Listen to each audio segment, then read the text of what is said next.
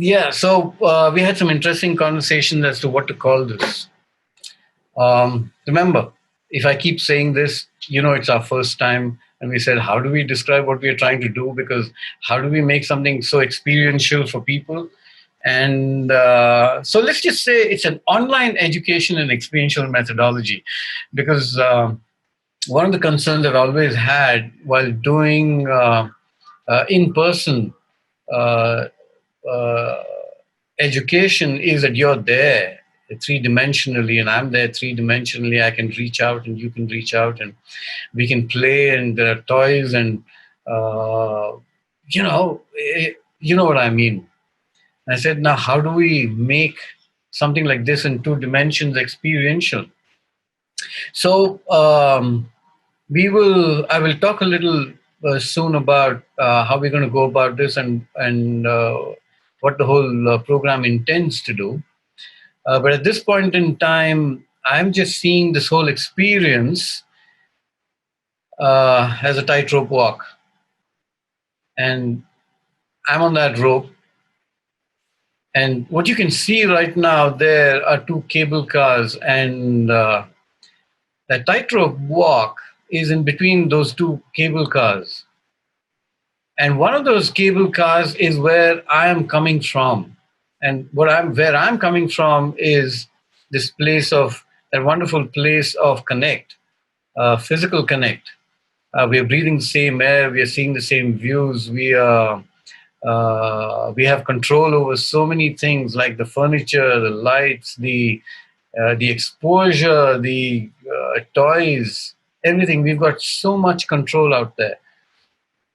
And the other one uh, represents what experience is going to be like. And I've been in some chat rooms with colleagues of mine from all over the world, and our discussion was, so what is experiential going to mean in times to come? And I think I'm still dealing with it, and together I think we're going to figure this out over the next 10. I hope I get better at it, and the course becomes richer as we go through the paces. So one of those cable cars is where I am today, and what it's bridging is my entire past. So you've got these two banks, so to speak, where the ropes are tied, and then you've got these two in the image, which are the cable cars, and this is my past, and this is my future. And this is and the tightrope walk is in the context of this new methodology.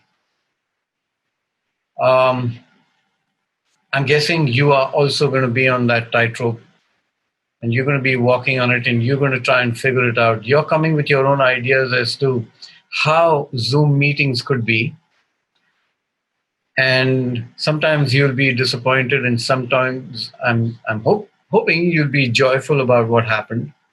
But we're all in that same space of two dimensions. So hang in there. If there's Chetan's going to tell you in the next few minutes about how to deal with the technology of this. But at this point in time, I just want you to check in and look at somewhere on your screen. You have this thing where you can show a thumbs up or a celebration or whatever, right? So at the bottom of your screen, there's a thing called reactions. And if you click on that, you'll be able to see some kind of reactions. So I'm going to applaud myself right now for having begun. So just use any one of those depending on how you're feeling right now. I'm sorry, the thumbs down is not there. Okay. So almost everybody has got the hang of it. Welcome to those who've just joined. Alwyn, Dheeraj is on mute right now and he's trying to get to his computer. Who else is? Okay, great. So here's the there are probably some people still in the waiting room. So uh, Chetan, Madhavi, if you can let them in.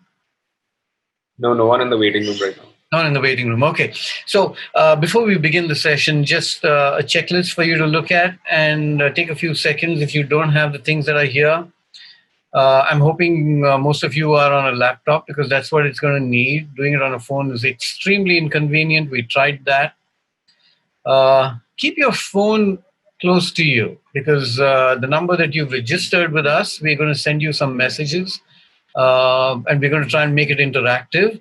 So if you don't have your phone, if your child, your partner, your whoever else is owning the phone right now because they think you're on the machine, tell them you need it back. Maybe you should go and bring it. Uh, and keep your WhatsApp alive. If you are a note taker, and just put a thumbs up if you are a note taker, so I get a sense of it. Right? Nice. Oh, some note takers there. See that you have your pen and paper ready.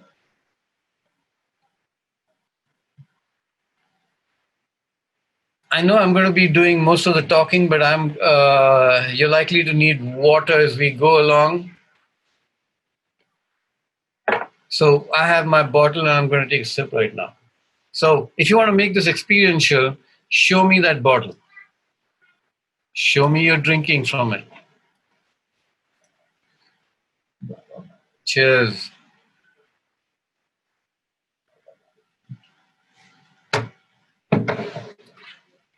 Yeah. So I was attending one of these Zoom training sessions,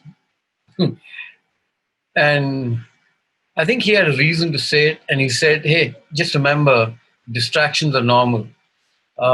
If you have a child running around in the room, that's okay." He didn't have one. He had a cat that kept jumping in front of the camera, so he had to talk it back into another place.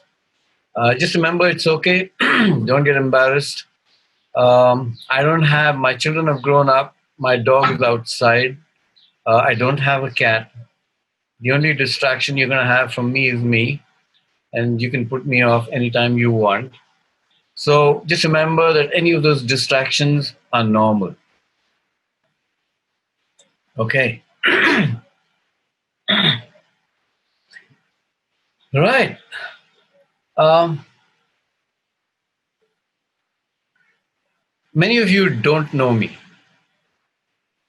and you've committed.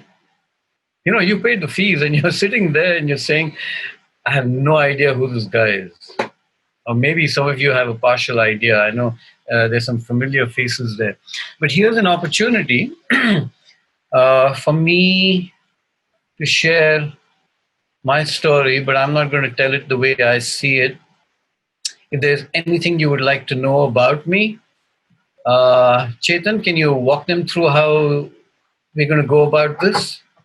And this is in the context of the fact that we are going to be spending time together for 10 weeks. And there might be things that you want to know at this point in time. Uh, Feel free to ask the questions. I will answer them as honestly as I can. And I may not be able to, I won't be able to answer all the questions, but I will, if you're okay with that, once the questions are on screen, I'm just going to choose some of them, some of the most difficult ones or easy ones. Let's see what happens to answer. So whenever you're ready, Chetan, Yeah. can you tell them what to do? I'm just going to send you guys a link on the WhatsApp group. And when you click on that, you'll be able to type in whatever question you want. And as you type it, it will show up on the screen. And I don't think it has your name, so.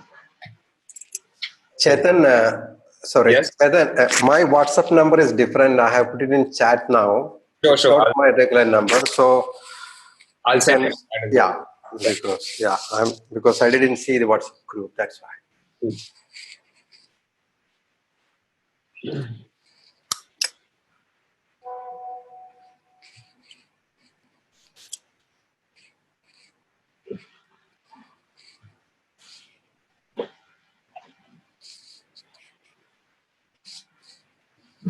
So this is also our opportunity to introduce you the technology that we will be using uh,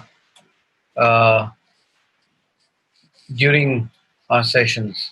So this is one of them. We'll be sending you a WhatsApp message, and the rest of it you really do on your phone. It's short and sweet.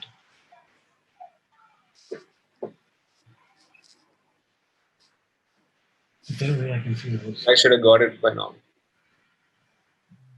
Also, Vishwas, can you ask Aman to stop sharing so I'll share the questions?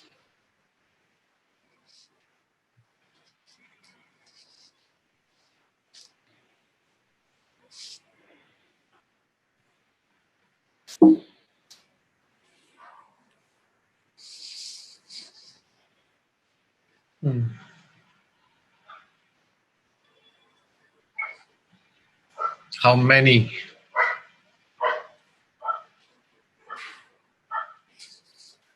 It's interesting that you said your memorable moments, because the moments that are critical are always burnt into the memory. Why? Chetan, have you created the group? There is WhatsApp a group? WhatsApp group already.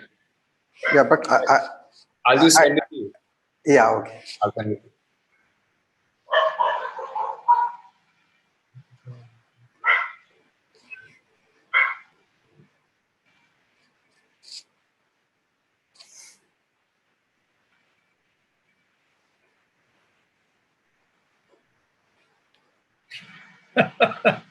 I love that. Why did you start? I have no idea.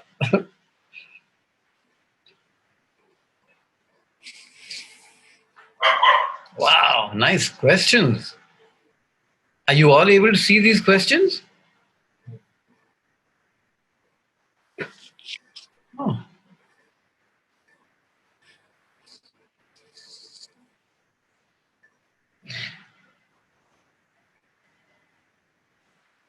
Okay.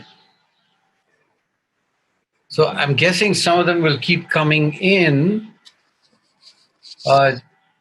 Che, is it possible to see all of them, or is there a scroll, or how does it work? Something that you love to do, and why do you love it? Okay. Okay. So I'm gonna. I need a clock for this. If you can, is it possible for you to put a stopwatch? No. Ah, Rishi Valley. Who knows about my Rishi Valley story? Is there a connect why you chose this path? Okay. Great. I've read all the questions. Can you scroll it back up? Right. So let me begin, and those of you who are still typing can continue to do so. I'm looking at the clock, and I'm going to take 5 minutes for this. Right. My memorable moments are going to come alive in stories that I tell. So I will be sharing with those with you right through the course. So I'm not going to use that time right now. Why do I do what I do? I don't know what else to do. Kind of landed in this place. So my journey started with resigning from corporate life, 12 years of selling, and then kind of went to teach in a school and discovered the mountains and trekking and some mountaineering. Took a bunch of kids into the mountains and found that something had happened to them. And this was way back in the late 80s.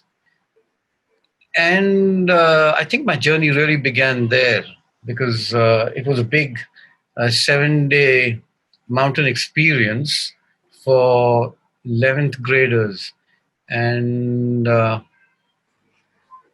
something definitely happened. I couldn't describe it then. I can choose to describe it now, but the fun is in when they check back in, and they're all in their 40s now, and then they say, hey, you remember you took us out? This is what it did for me. I still remember it. And I think that really began that journey.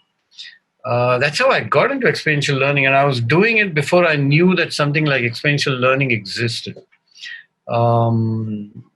So I was doing it for about 7, 8 years before I figured out that there was something called experiential learning, outdoor education, adventure programming, and I think the reason I've stayed in it is because uh, essentially you don't really need anybody to have a great adventure. You can do it all by yourself. If you have a few people with you, that makes it even more exciting. But you can decide whether you want to be on an adventure at any point in time in your life that you want. For example, many of you right now, as you sit there at the beginning of an adventure, um, and how do you define adventure? You don't know what you're in for, do you? I'm just curious. Do you know what this course is about? What I'm going to teach? You just kind of came here, right? See, people are saying, no, you don't. I'm going to share that with you. Don't worry. So you're already on an adventure, and we're all part of that gang who are on a different kind of a mountain. And the whole idea is to make it as interesting as possible. So adventure is not necessarily always in the outdoors. Over the years, I moved from doing serious outdoor adventure to seeing, okay, how can we make classrooms more adventurous and exciting? Because that's a great place to be. That happens with everyone. Everybody goes through a kind of a schooling.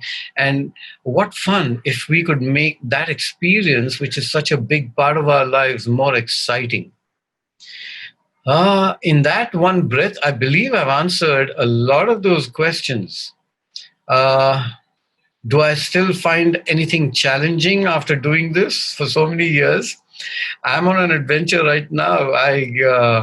Uh, I've been at this, preparing for this course for the past 4 weeks, and it was challenging.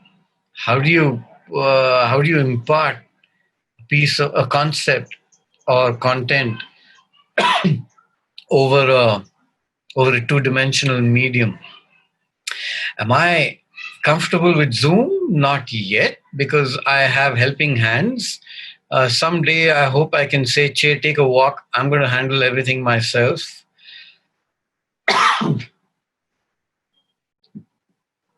Should I accept a level compared to a one-on-one? Racy, I don't know what that means, but we will answer that at some point in time. What interests me the most about experiential learning? The unpredictability of it. We can educate ourselves as much as we want, and just saying that, I've been in this field for 30 odd years, and I come and sit in front of this machine, and you're seeing me and I'm seeing you. I have no idea what's going to happen. And that's what interests me, that it could go anywhere. What did I do before experiential learning? I sold stuff. For 12 years, I was selling engineering products, then computers. Then I was selling training in the mid-'80s. And then I got into the classroom and I started teaching people how to use computers. And so it kind of moved from selling stuff to selling an idea, which I continue to do now. What is the limitation? We'll come to that. I think you are going to define those limitations yourself as we go through the course. Okay? Is there a connect between Rishi Valley and my chosen path? Yes. How can I say no? Yes, but I'm not sure I can define it. Okay.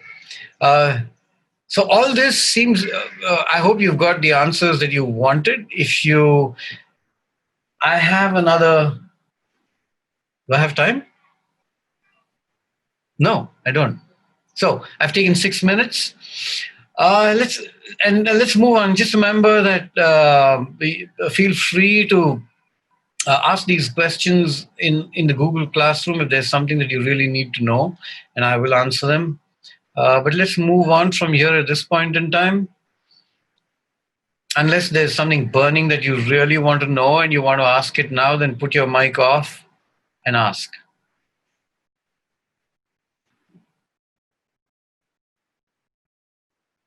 No fires yet, huh? Okay, cool. Right. Screen back.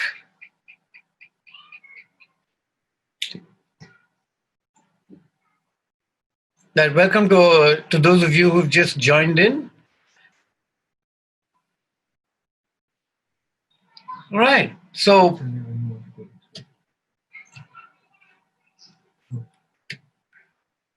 now, so there's a whole bunch of people in this room, and the objective is to get to know each other. All right. So this is how we're going to do this. Che, do you want to tell them? So I have 4 questions for you, and there's going to be a timer since I took 6 minutes. I'm the boss currently, so I'm just going to give you half that time, which is 3 minutes. Go ahead, Che. yeah, so Vishwas is going to give it or pass it forward to one person, and then you have 3 minutes to talk about these 4 questions. And then when you're done, you have to pass it on to the next person. So you have to call out someone's name and pass it to them. Okay. Right? Vishwas, you can pick the first. Right. So probably the youngest one on the group, Avni. Yeah. Hi everyone, I'm Avni and I'm from Nepal, and I just graduated. Actually, not yet because of the pandemic. I still have my final exams to write, and then I graduate.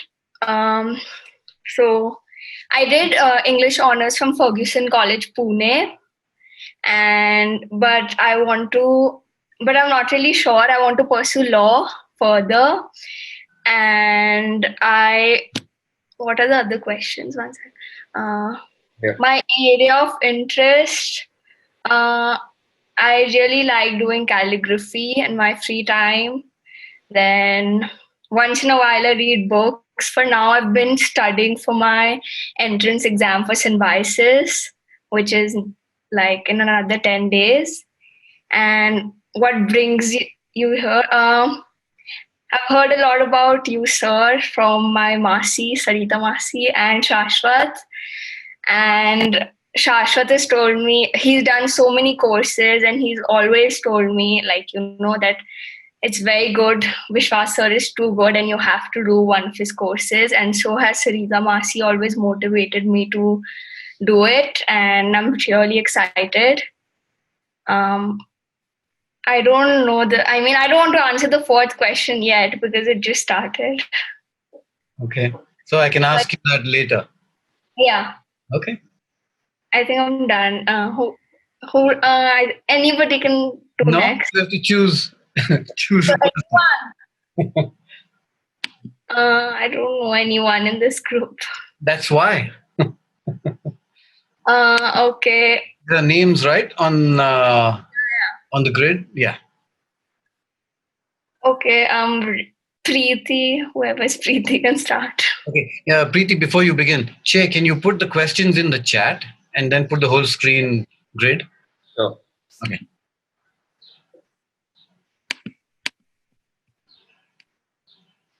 So, hi everyone.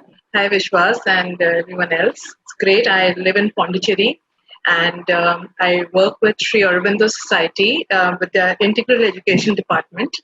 And we follow the integral yoga as envisioned by Sri Aurobindo and the mother. So, what I do is I do teacher trainings, and I do for those teacher trainings, we do a lot of research. So it's different because it's not technical. It's more on similar to J. Krishnamurti's philosophy, and it's to look within, and that is what I do. And what is your area of interest? I'm basically What do I say? I'm an art. I don't like to call myself an artist. I'm a painter. I like to paint. So that's what I am. And I discovered that I like to be with children. So just like Vishwas, I've taught in a free progress school, Mirambika in Sri Aurobindo Ashram, Delhi, for many years.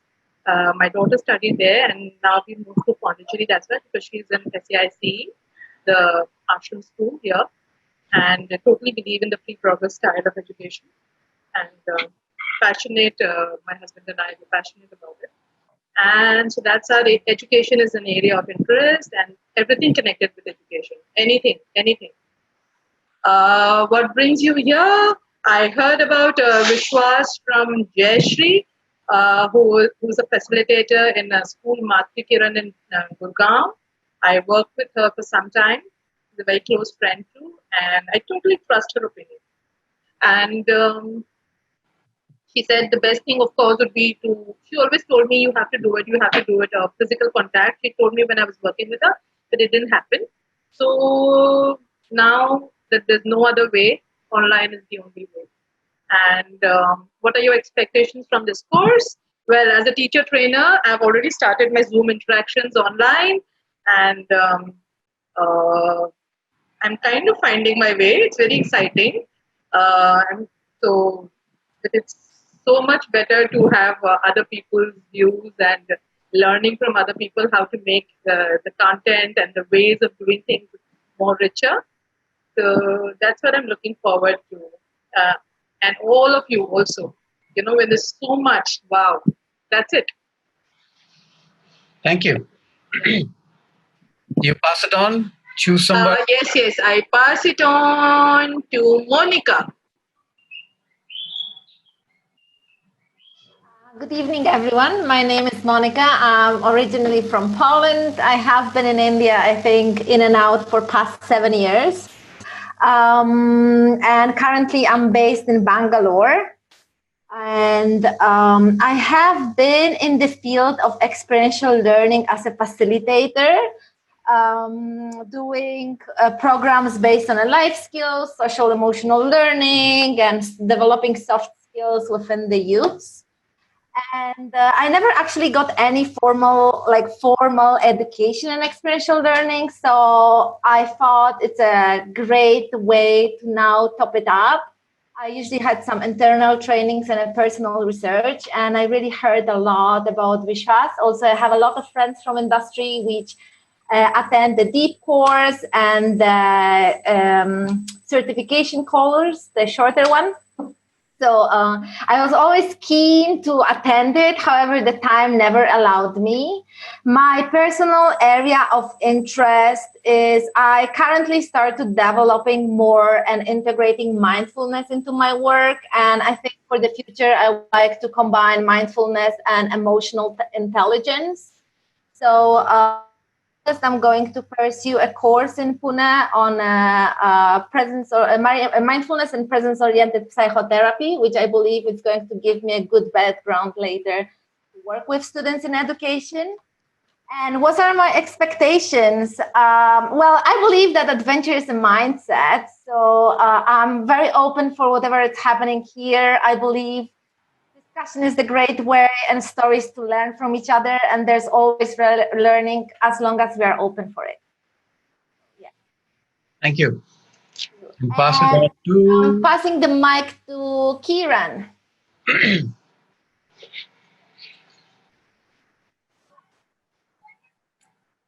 Kiran, you'll have to unmute yourself.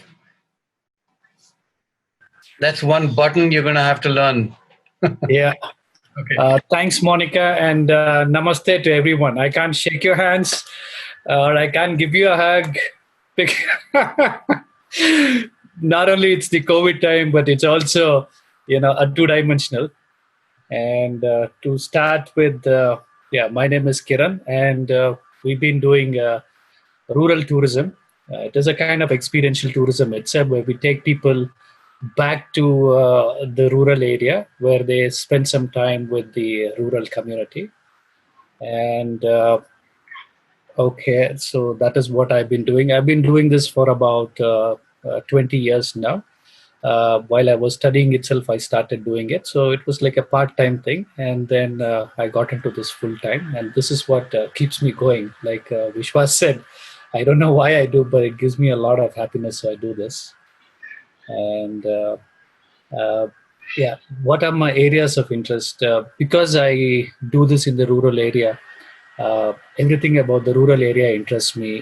Working with the artist or sustainability.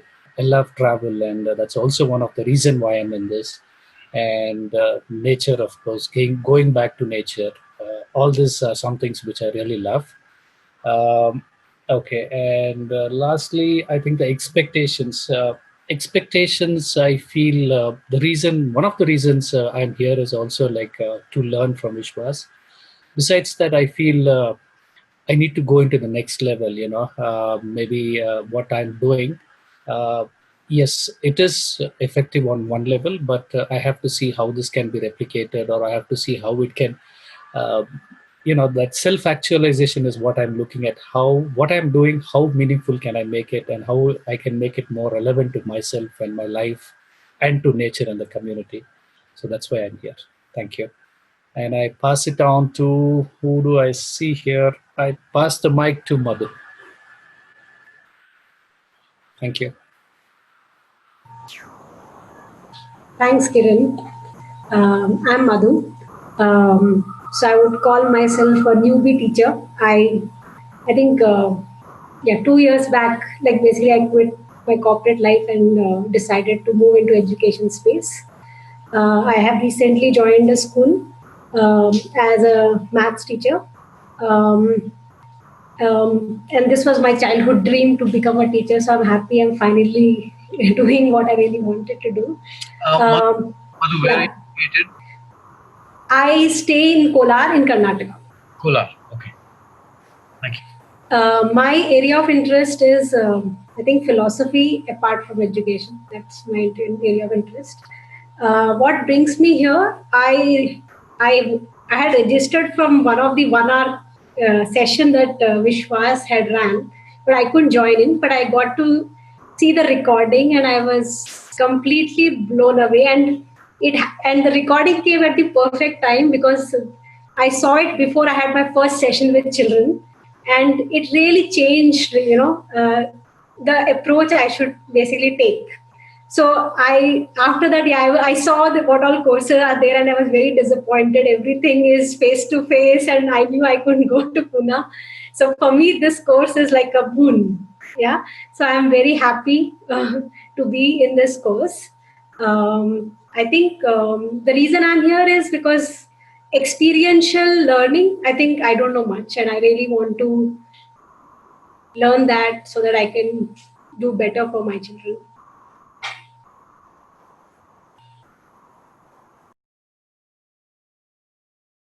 Do you know what this is? This is, yeah, that's brilliant. I like what you said. I agree with you. I'm tickled. So whenever you feel that, this is the two-dimensional way of doing it. You just kind of go, "Hey, thanks," or whatever. It's a kind of a gratitude piece. So just remember to stay alive to that. Thank you. And Madhu, you're passing it on to.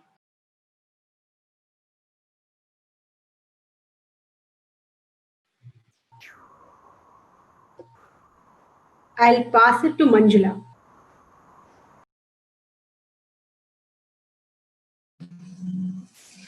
Hi, my name is Manjula. I'm from Bangalore. I'm an architect actually, but I left my architect long back after my second son is born. I have two sons. My second son has a mild learning disability actually, so I started coaching him like. So I don't know anything about experiential education, nothing. Like I just started doing it, and from past 1 year, I just got into this actually. Now he is doing his ninth standard, and he is able to cope up actually. So that's how I got into this, and I want to now, since I can't get back to my architecture. I want to help so many other kids who are struggling like my son. So that's what brought me to this teaching area actually. And one of my friend, she is into this. She's running a learning center, so I'm just joining her actually. My area of interest is again maths. I love maths. Maths is my passion actually, which I never realized now. Like I'm just living myself. I feel that. And since I'm an architect, I'm interested in art also. And I'm into this self-realization work from past 2 years. I read a lot of books and I have some of my mentors. What brings me here? Yeah, my friend Kavita was talking about Vishwas sir, and I attended 1 hour session, and that was like this. I really enjoyed it actually. So I thought, even I was very disappointed that I can't go to Pune and do his courses. But now, thankful to all this, that he started online. So I just got into this. Basically, I really don't know what is experiential education. I want to know it. And I think this is the best place to know it. This is the right place, and I'm with the right person, and this is the right place. So, Manjula, I'm assuming you're in Bangalore. Yeah, I'm Bangalore. Got it. Okay, great. You're passing it on to? Passing it on to, I can't see anything. I can't see others. Vaishnavi?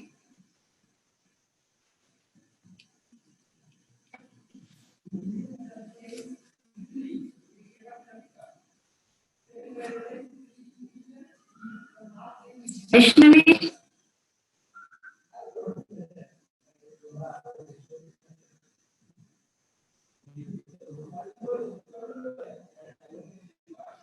Don't worry about it. We're all figuring out technology. Vaishnavi still can't hear you. Mute, unmute. Mute, unmute. On, off. On.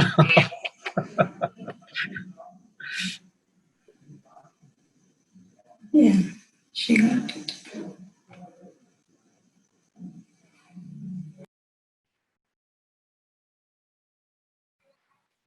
So let's do one thing. Vaishnavi, you want to figure things out? Oh, okay. So you can hear us, but you can't speak. Is that right? Did I get that right? No, your mic's still not working. Okay, do one thing. Manjula, if you can pass it on to somebody. Yeah, Shweta? Vaishnavi, you can take your time and figure out your microphone. Yeah. Shweta. Yeah. Oh, your mic's working. Should I go ahead, Vishwas? Yeah. Please, Shweta, go ahead. Yeah. Hi, everyone. This is Shweta. I am from Pune.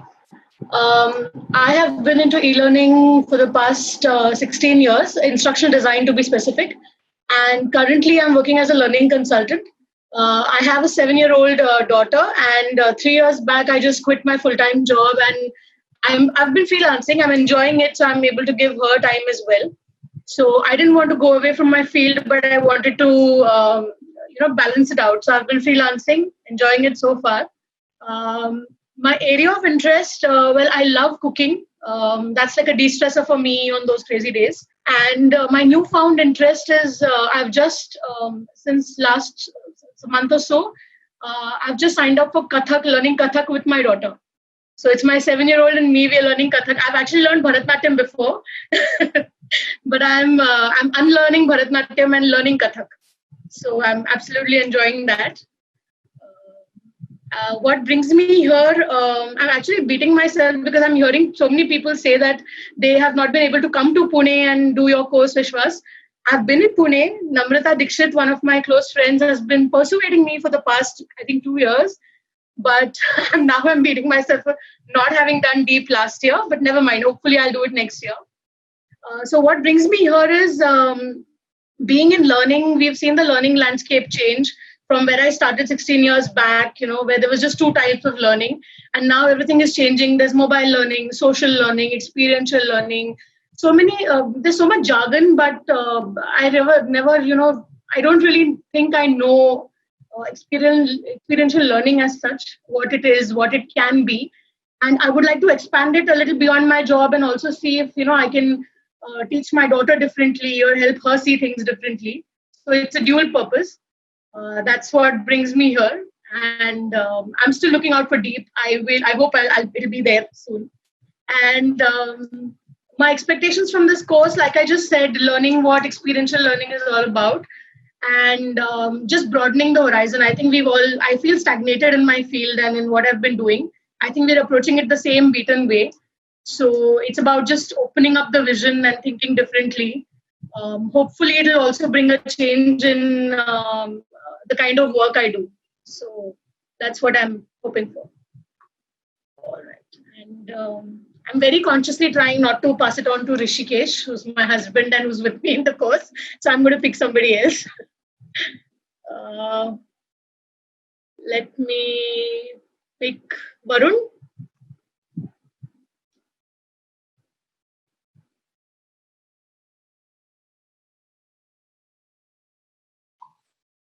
Hey, hi, my name is Varun. I'm a facilitator in an institute called Pathshala.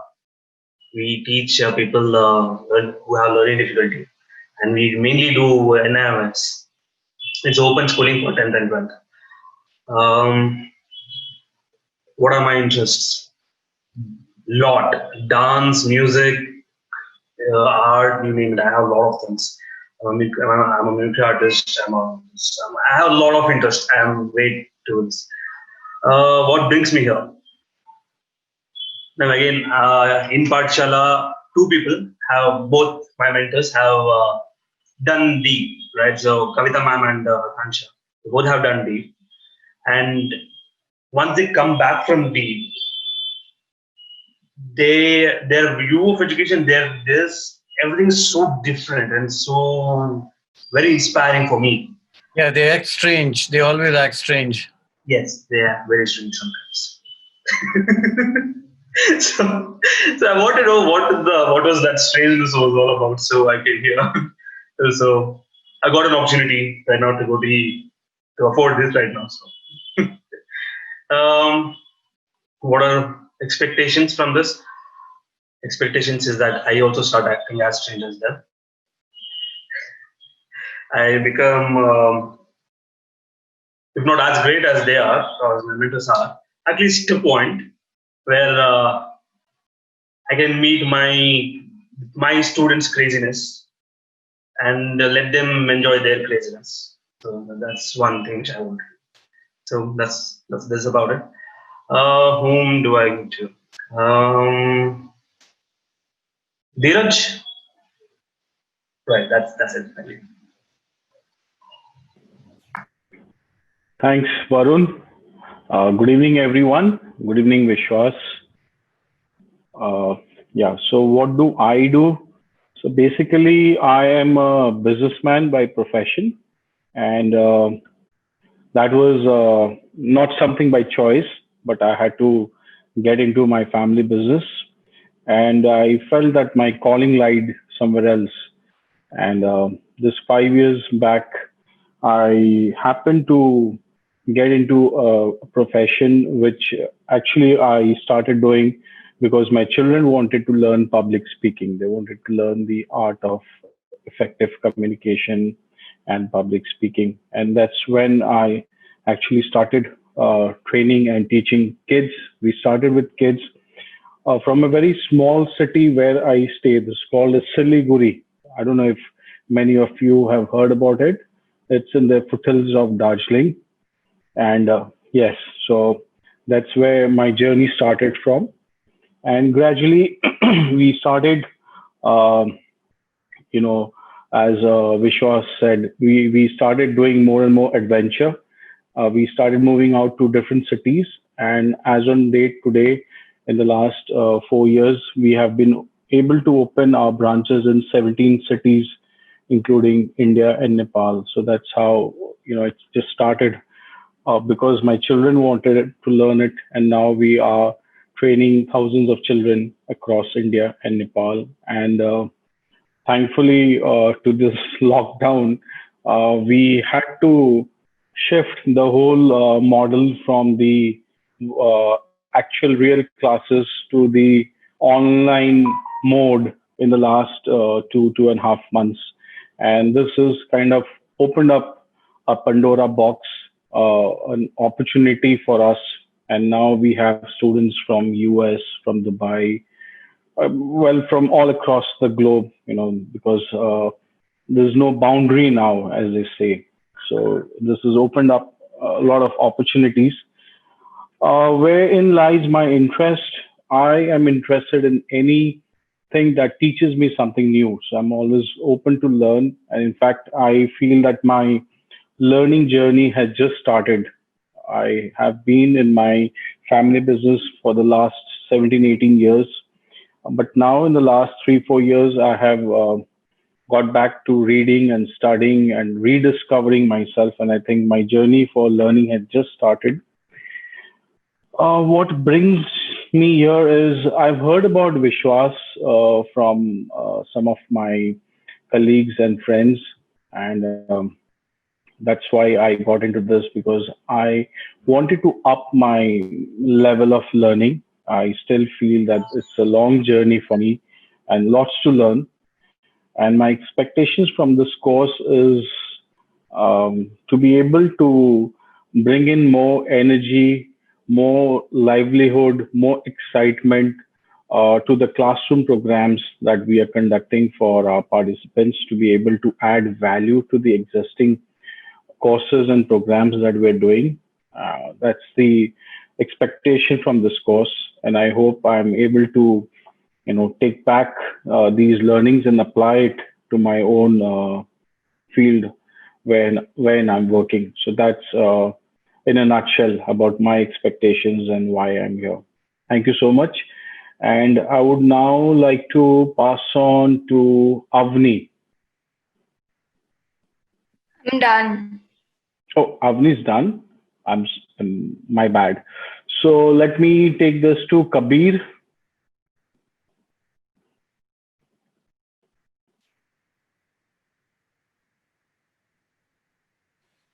Kabir, you'll have to unmute yourself. Yeah, I'm Kabir. I'm from Kerala, but I'm based at Qatar. Yeah, I'm based at Qatar. I'm professionally I'm a transformation coach working in Dubai, Qatar, and shuttle between also in India. I've been working but my passionately I've been working in the field of education, and I'm a social entrepreneur. My interest is to facilitate transformation with the different segments of the people. So I've been working with educational institutions and with the SMEs, the corporate organizations. But my interest more is for the facilitate changes along with teachers to bring transformation and facilitate transformation in schools. That's my major area. How am I interested? What attracted me here? My organization, it's a Life Lab International. Suhail is one of the directors, and he attended Visha's program. And I could see the tremendous change that happened, the way he was facilitating his look and his perspective.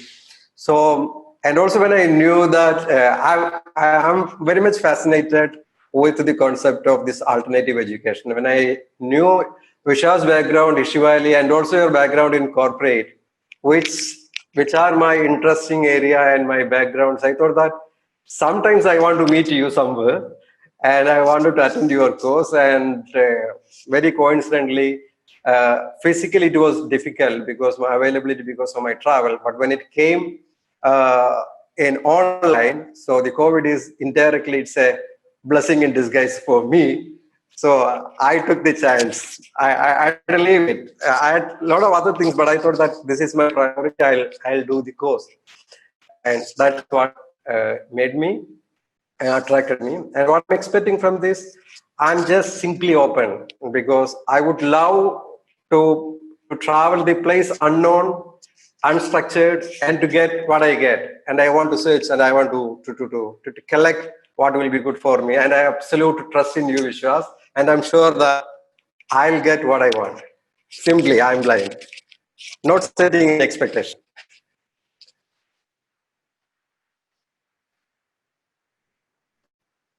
Now I'll call for Anisha.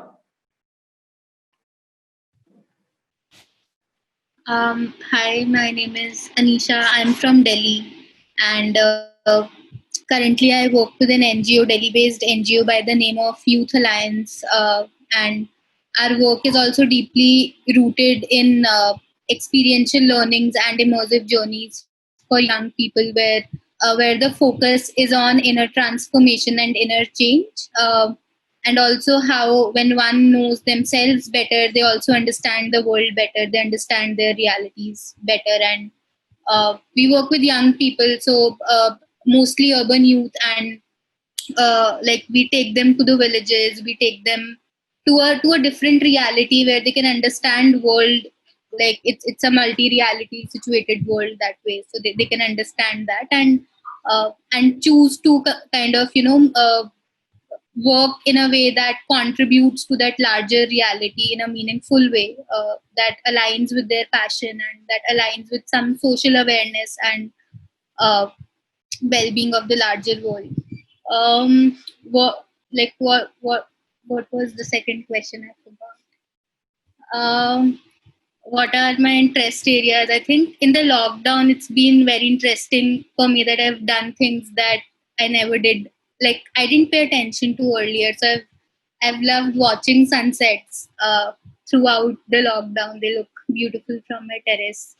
I've spent a lot of time gardening recently and growing a lot of things in my balcony at home, taking care of the plants. uh, I also I also feel that deeply I'm a listener, and I love creating spaces of listening for people where they can just open up their heart and share. And yeah, like these are my interest areas. Um, what brings me here is like I've heard about the experience of like that Vishwas creates from a friend Gagan, and I'd been sharing about him. I'd been sharing with him that I want to learn something, and uh, I'm just feeling that I need some newer perspective in the work I do, or even the organization I'm with. And he said that this would be a great place. And I think just no expectations. I've come with like a lot of clean slate here and open to all and any kinds of learning. Just I think my expectation is with myself that I show up with commitment and enthusiasm. So thank you. I will tag Prajakta.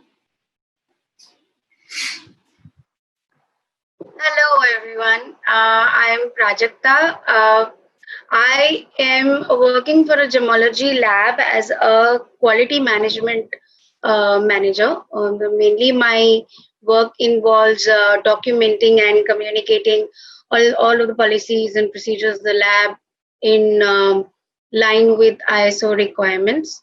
Um, uh, my area of interest has been in singing, dancing, and in terms of working with children. I have a 4-year-old, and I see I get a lot of happiness, and I kind of feel like I'm that's kind of like my calling to work with children. I've not figured out how I want to do that, but this is something that I've always kind of thought about. What brings me here is I have done, like through our company, I have had experience working with Vishwas. So he has done a leadership program for our company, and I had the fortune to be a part of it. I've had great experiences with him during the various outdoor activities, as well as when he used to come over. And I really wanted to do the deep course. Like many of you guys just said, it was something that I couldn't do the last batch that happened, because some of my colleagues did it. Lena and Tanvi, they did that course, and it just didn't work out for me. So I was looking out for the next deep course, but with this whole COVID-19, that wasn't going to happen. So when I heard about this, it was just serendipitous for me. It was like perfect. I was waiting for something like this, so I'm excited to be here and to learn more.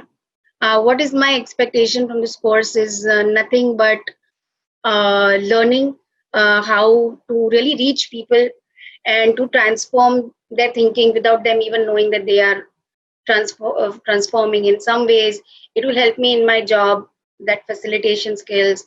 I feel that that's good, but also more importantly, my area of interest, and in the future if I'm looking at where I want to go, I think that this course and what I will learn from Vishwas will be, very helpful for me there. So my expectation is just to learn, to remove all the inhibitions I still have, I know. So looking forward to that. So thank you. And I will pass to Bharat.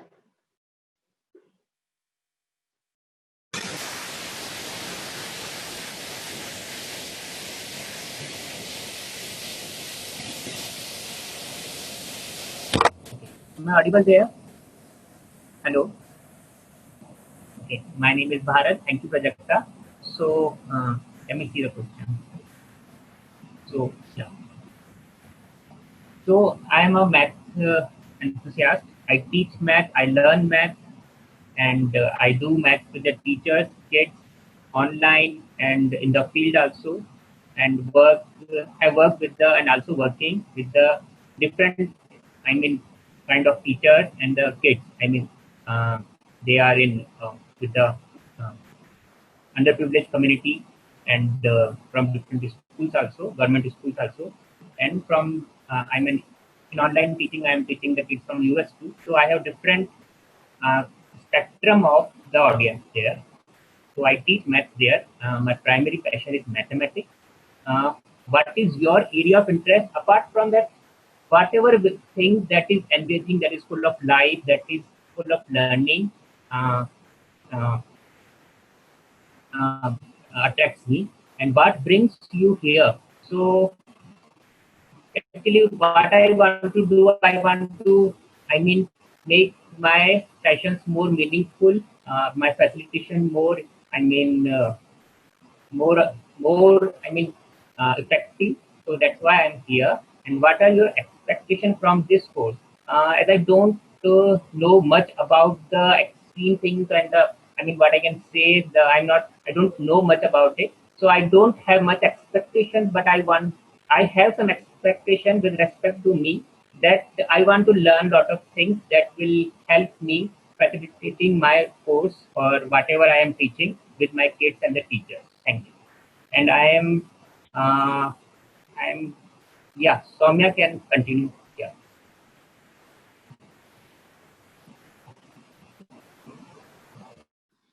Hi, everybody. I'm Soumya. I run an organization called Movement Positive, where we work with social emotional intelligences in children and in adults through art, dialogue, and self-reflection. Prior to which, I have about 15 years of experience, largely in films and media, and art has been a very, very integral part of my self-awareness journey, and pretty much all the work that I bring to the table today. I think I sort of owed back to the art formats that I've grown up with.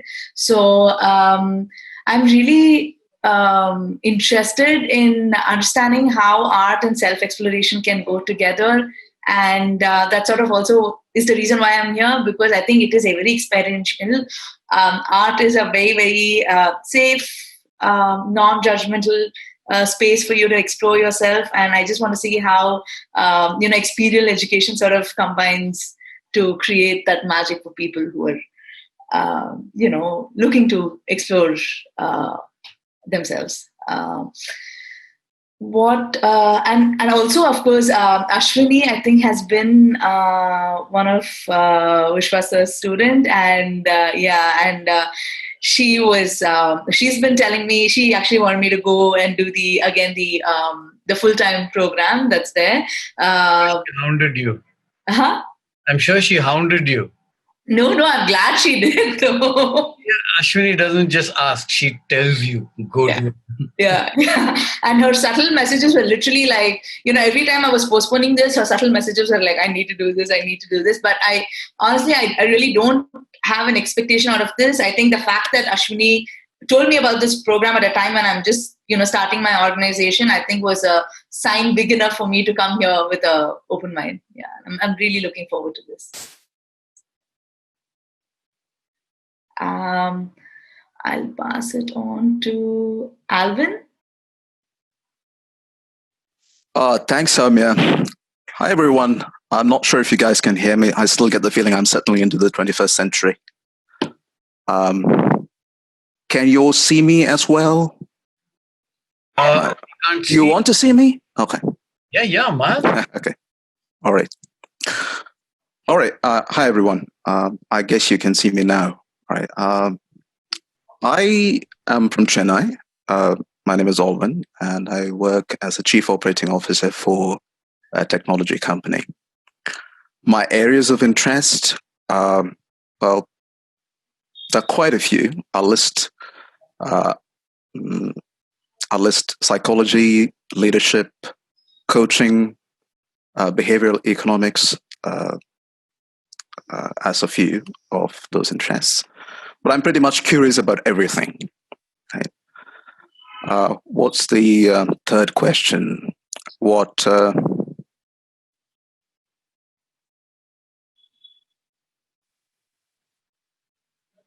third question, guys? What brings you here? Yeah, what brings me here? All right, so I'm going to predicate my answer on the movie that you asked us to watch, which was I didn't turn in my answers, so I'm going to use this opportunity to ramble on a little about that. In my organization, I see a lot of Pos and Shifus and great warriors, and unfortunately, I seem to be the only boring Uguay there. And I thought perhaps by virtue of good facilitation practices, I could convert some of them into Shifus and possibly Uguays and help them see others' potential and help them grow and so on and so forth. So I've had extensive discussions regarding this with multiple people, and one of them happened to be Ruchika Banta. And she referred me to you, and she has been talking to me an awful lot about you. And I was really hoping that I could participate in a physical event, but that's not possible now. So I'm very, very thankful that you made this possible, and here I am. Expectations? Expectations, as I mentioned, to possibly convert some of those Pos into Shifus and possibly Uguays, because I believe, I don't believe in a single leader leading an organization. I believe in creating a leaderless organization where I want to create leaders in everybody. I want everybody to evolve into a leader, because otherwise there's a lot of overhead and there's a lot of Chetan, I couldn't see. Okay. You got 10 seconds, man. I'll stop then. No. Okay, but it's an interesting conversation, and we will take it forward today. Yes. Okay, yeah. Thanks. I will head over to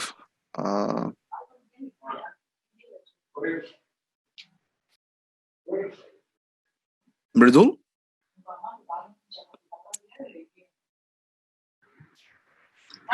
Thank you, Alvin. Hi everyone, I hope I'm audible. My name is Mridul Batra and I'm from Delhi.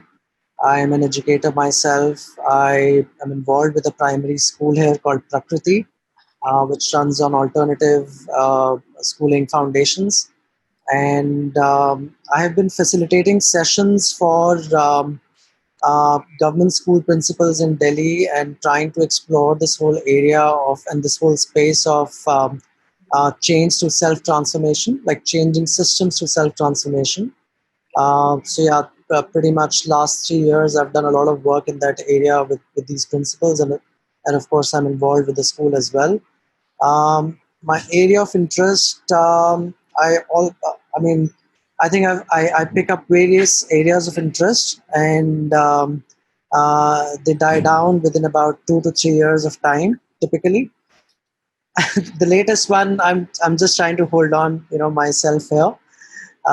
So I was a photographer at some point in time as well. Have studied economics, so that is an area of interest. And now it's education and learning, and I wish to sort of go deeper into it. I was slated to join the DEEP course last year, and the physical course, actually, the experiential learning program, which requires attendance in Pune on weekends, but I could not. And when I saw this, I think I felt that if not now, then never. So yeah, that's my big motivation to be here and do it. And also, I always long to go back to the classroom. I think I've always, in between, whenever all the kind of switches that I've made, I've always longed to go back to the classroom, and I like to reinvent myself. And I can't be with the status quo for a long time. So that's one thing about me, and I think my expectations from the course are really nothing at the moment. It's a blank slate, and I wish to learn more about experiential learning and facilitation through this course. Thank you. And I pass it on to Jeevan. Thank you, Mridul. My name is Jeevan. I work at Quest Alliance. We are a skill development organization and we open education also. So, I have been supporting various of our partner organizations who have been conducting virtual batches for the past 1 month. And even before that, we used to support them. And then it was a physical classroom with a lot of facilitation activities. So it's like I have been in this field for some time now, for quite some time now. I started off as a facilitator, and then I have been I'm now supporting other partner organizations and leading the program in Tamil Nadu. So I'm from Chennai, and what is my area of interest? Yes, I like working with people. I like building the capacities. Like I believe that the only way we empower somebody is by building the skills and helping them to access new opportunities. So even our partners also work with people from socio-economic disadvantaged backgrounds. What brings me here, many of my colleagues at Quest Alliance have attended Vishwa's sessions, Sushmita and Carol. Carol specifically shared about this with me and said it's a great opportunity. Please grab it with your open hands. So I'm grabbing it. And what are my expectations? Yes, so I have been in facilitation for quite some time, but I would definitely like to upgrade my skills, understand experiential facilitation better, and so that I can support my partner trainers with something new, especially when we are having such virtual sessions, which is also like we're all learning and with a wonderful group and with very experienced facilitator like Vishwas, I'm sure I hope to learn and bring it back to my work. Thank you.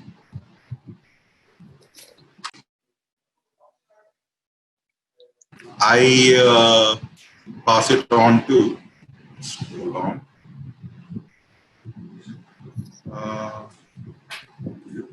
Raisi Shukla. I hope we have not spoken before.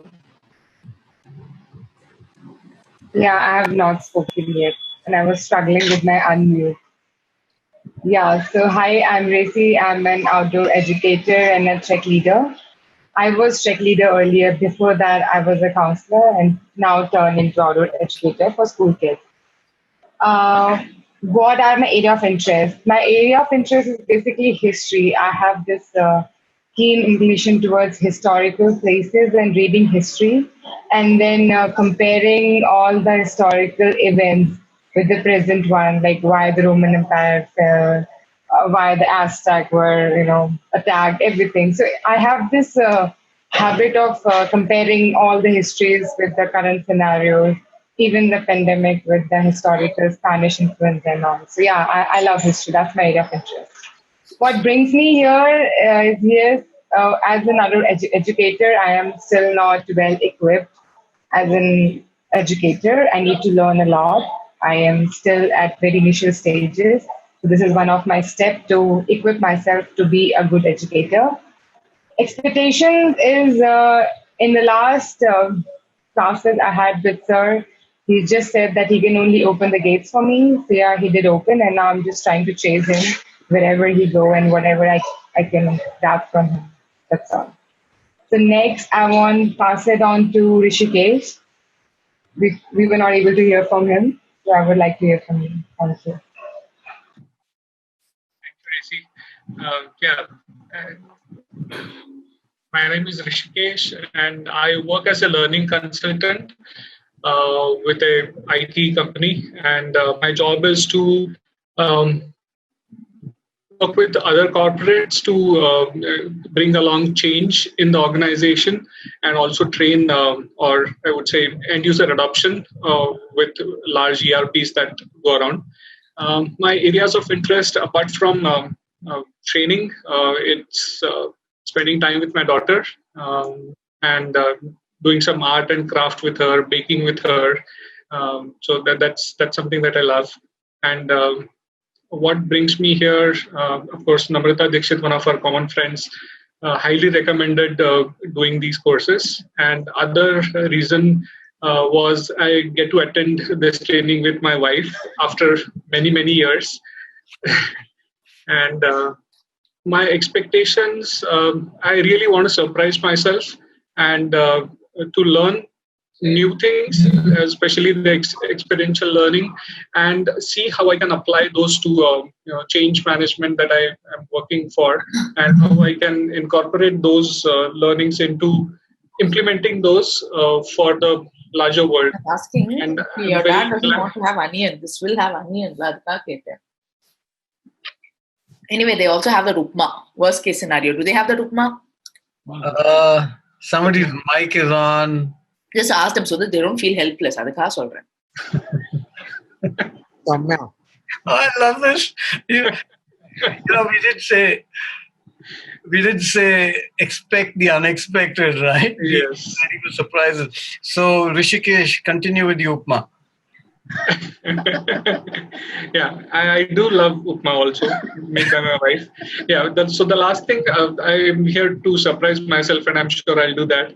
And I'm very happy to see all of you from different walks of life, and it's a different world other than corporate world. So I'm very, very happy to be part of this. Thank you, Vishwas.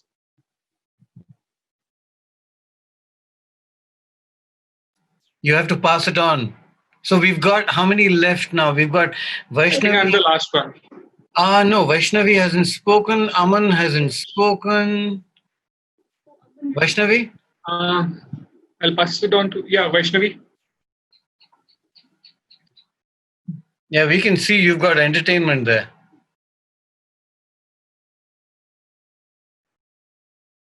Hey guys, leave her alone for now. Can't hear you still. Can I interject here? Yeah. Now, her this is not working. If her mic is not working, I can call her. Okay. But her video and audio will completely be unsynced. Is that fine? Yeah, whatever. See if it works. In the meanwhile, we can go to. So give her a call and talk to her and see if she can do that.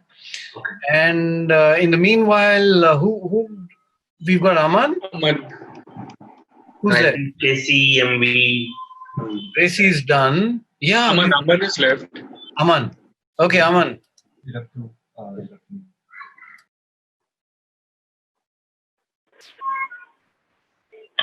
Hello. Reduce the. Yeah. Okay, fine. You switched it off. So hi, my name is Aman. I'm a student in Ferguson College, Pune. I'm studying. I'm doing my third year in mass media, and that's what I do. I also play a lot of football. I'm still a kid. I well, I have what brings me here is so I've done a lot of camps outdoors and so on and so forth, and I've also been to a lot of Vishwas's program, naturally, of course, and so I've had an understanding of what he does and what he's been doing for so many years, because he's dragged me into it for good, and it's been great. What's the second question? What's your area of interest? Okay, my area of interest. So since I'm studying media, I'm doing. Can you hear me? So since I'm doing media, I'm learning cinematography and the film side of it. Not much into not much into journalism, but I play a lot of football. I played a lot of guitar this lockdown because I didn't have much to do. And I've been roaming around a bit, and I've been having a good time at home as well. Otherwise, I already answered that question. Yeah. My expectations, I'm not really sure yet, but because I've been through a lot of these programs, and this is not really this doesn't really feel experiential as such, because this is online. But certainly there is a scope to understand many of you who are present here. So that'll be a really great journey for me as well. And yeah, that's what's brought me here. I pass it on to Vaishnavi. I think Vaishnavi can do it now.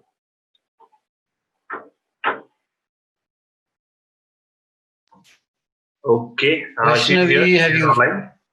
Okay. What? Can't hear you yet. Ma'am? Yeah. Okay, go on. Hi all. I hope you all can hear me now. Happy? Yes? Okay. Okay. So my name is Vaishnavi, and just figuring out what to do. I was working in Pathshala, which I was running as a facilitator. So the art and gardening, and my newfound interest is Vaishnav, you broke. what from that? Vaishnav, your newfound interest, no, I couldn't hear. So can you repeat again? Newfound interest is so I'm planning to get into that field, and then why am I here? I heard about Vishwas to Kavi and Akanksha, so I know how crazy they would act after attending your workshop. So I wanted to know, okay, what is these people are going so crazy? Already they are crazy people. So they were more crazier. And my expectations is actually I have decided to put both my kids into homeschooling. So I wanted to know better how I can experiential education and unlearn what I have learned about the usual education system. So that is the thing. Thank you so much.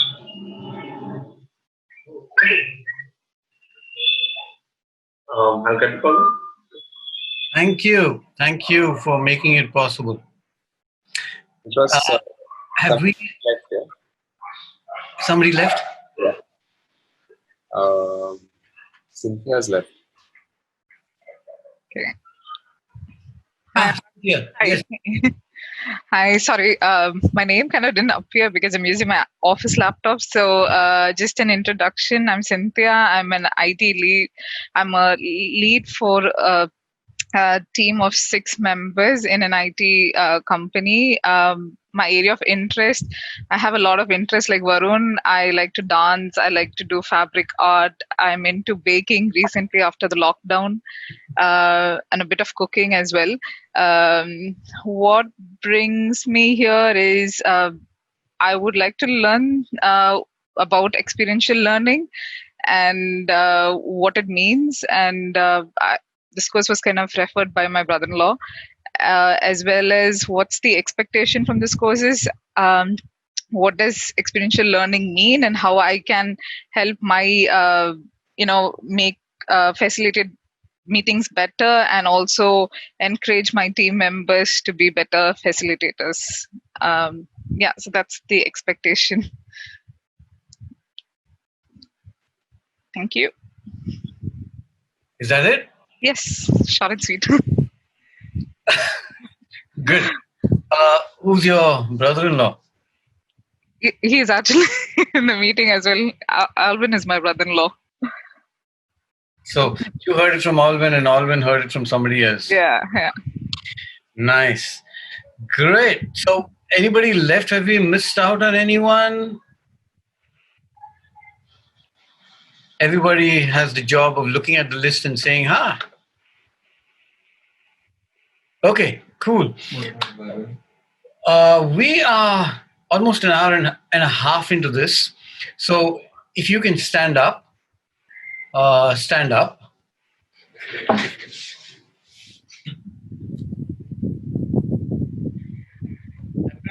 going to try and make it possible for you to see me. Yeah? We've been sitting for 1.5 hours. And if you know how to count from 1 to 10, this is what you do. Wave your hand and swing it. So what we're going to do is to count from 1 to 8 and swing the right hand 8 times, then the left hand 8 times, then kick with your right leg 8 times, kick with your left leg 8 times, and then do the dance. Okay? You got it? Thumbs up if you can hear me. Nice. You ready? So, count as you do this, okay? You can't do this silently. You have to count. Count with me. 1, 2, 3, 4, 5, 6, 7, 8. 1, 2, 3, 4, 5, 6, 7, 8. 1, 2, 3, 4, 5, 6, 7, 8. 1, 2, 3, 4, 5, 6, 7, 8. 1, 2, 3, 4, 5, 6, 7, 8. Oh, nice. Good. You can sit back. Now you got some circulation going. Great. So we are going to take a few minutes break after a little while. I just thought now that we've listened to everybody, I need to begin to kind of look at, okay, so give you some real stuff at this point in time. So there's obviously a reason why I've chosen to do what I have done so far. The initial introduction was, what questions do you have for me? And, when we walk into any training or education space, we're working with participants. They don't necessarily know about you. And it makes sense that if we want to build a connection, we need to be able to allow them the freedom to ask the questions that matter to them. Now, here's the interesting thing. We've all been through school. I'm just curious about how much you knew about any of your teachers. Yeah, you know what you're doing, right? I'm looking at you and you're going, what? Which teacher? No, I don't. And and the thing is, how do we build relationships with people if we do not have the freedom to ask them the questions that matter? So, yes, education is important. Yes, teachers are supposed to be what no, and teaching is supposed to be a noble profession. But something happened along the way, and I think we lost it. And what we've lost is the ability to make a connection with our participants. And the initial piece, when I said you can ask me any question you want, you've all been so nice. You ask me really safe questions. I've been asked some really strange ones sometimes, but thank you for being kind. You have the freedom to ask me any kind of question anytime you want, and I will try and answer them as much as possible, because we've got to build this relationship, and it's in two dimension, yes. But I'm. This is the bridge I was talking about earlier. That I'm on a tightrope walk. I have no idea how to build that relationship, but I think at some point in time, as I do that walk, and you're going to be on that rope with me as well, because we're all learning this together. I think a time is going to come when we're going to ask each other and tell each other stories and parts of our lives that we otherwise may not have told. The two-dimension space is safe, but we can make it adventurous as well. So I hope that over time we will make it adventurous for each other. Okay, great.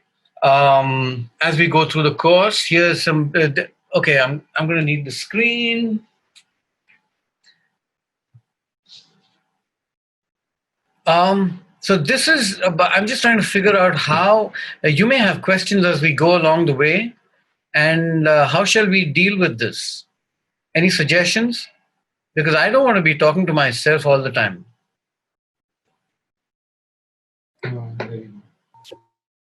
Yeah, so if there are suggestions, just put your mic off and speak up. Can we put our questions in chat window? Okay, great. So now you're giving me another job. Thanks. Okay, well, that's fine. That's probably a better way than 5 people talking at the same time. Okay, so are we okay with that? Put a thumbs up on your screen if you're okay with the chat approach, because then I'll put up my chat window open. Cool. Okay, and just remember, we can change it anytime we want. But one thing I want to share, Vishwas. Yeah. So if my connection goes off, then I lose that chat. What should we do then? Yeah, for the moment you will lose it, but I think, Che, we have some provision of saving the chat, and we will be sharing. We can share that chat later if you want. The only thing is that the answers won't be in the chat; they will be on video. Okay. So I'll try and remember to state the question before I answer it, so it kind of closes that loop. Okay, cool. All right. So that was interesting, huh? So many different walks of life. My ears, every time we were tuned to question number 4, what are your expectations? And you're also kind. You said, no, I'll just take it as it comes. And the message I got very clearly was that I have to live up to a rep that somebody else has built for me. So I just want to say this: I resign from the reputation that they may have created. So if you haven't stated your expectations, not somebody else's, then you've missed that opportunity, and you can pull it up later if you want. But I resign from living up to their expectations of me. And you know what? They're all wonderful people. I mean, all the names that I'm hearing right now I have been serious advocates of the deep program for years. And I don't know if there's anybody here who has come without, except for probably Mridul. I don't know if everybody mentioned somebody. So looks like the whole word of mouth thing works. Great. So you are here and I'm here and this is our space and this is what I want you to be mindful about. You know what that is? Anybody? Quickly. Fastest finger first or whatever it's called. Brain. Mind. Brain. Convoluted brain. Even better. So that's the brain. That's what we're going to be using through this entire course, right? But the brain's telling us a lot of different things as you're sitting there and listening to me. It's probably telling you a lot of things. Now, essentially, there are two approaches that we can look at, and I'm just going to divide that by a line. So there's something called below the line. There's something called above the line. Yeah, and below the line, this is what we are: closed, defensive, and committed to being right. Now, what that means, we will talk about as we go through the process. And above the line is open, curious, and committed to learning. I know that at this moment, as you sit there, you are probably all above the line. But it's also so easy to slip, okay, at any point in time. So the source of this concept is the 15, tenets of conscious leadership. It's a wonderful PDF file that you can download, easy to get. And this is what I want you to be aware of. So you're likely to sit there, and as we go through stuff, you're likely to say, hey, I already know this. I attended that 1 hour session. I've attended some other sessions. You've all been bludgeoned with a lot of Zoom stuff over the past 3 months. I don't know what it is you've been through, but it's possible that you say, hey, I already know this. My invitation to you, anytime you catch yourself doing this, is the moment you say this, you're below the line, and then everything else is going to look wrong and inappropriate, and you're going to stop listening. And you have the freedom to do that. There's no way I can stop you. You're the only one who can, and that's a choice you are going to make. And the choice, alternatively, is this: what else can I learn? Yeah? Because even if you've read everything that we're going to do over these 10 weeks in a book, I can assure you that the perspective that I bring and other people bring to that conversation is going to be different. But if I say I already know this, I stop listening. Another thing you might do is to say, yeah, I know this, but experiential means outdoor and adventure. So if I don't have any outdoors and adventure, then what am I going to do? This won't work for me. And the invitation to you is to rise above that and ask yourself, how can I make this work for me? What can I get from the ideology, the methodology, the principles that I can apply, not just in my classroom, but regardless of whether it's indoor or outdoor? Okay. So, and once you do that, then you can discover new connections and opportunities and possibilities for whatever space that you are in.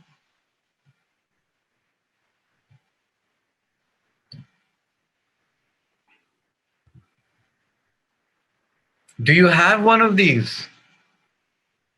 Give me a thumbs up if you have one of these. Great, Prajakta. Let's hear your stupid question. Racy. Oh, God, so many of you have stupid questions.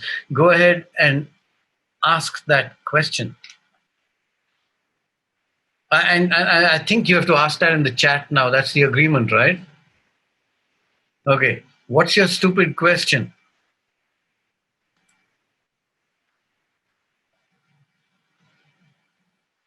I'm waiting.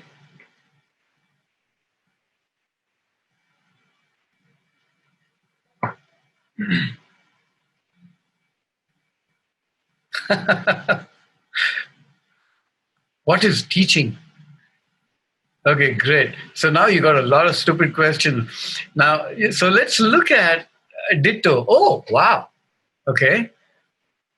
Any other stupid questions? I'm going to give you 30 seconds. No, is that too long? 15 seconds.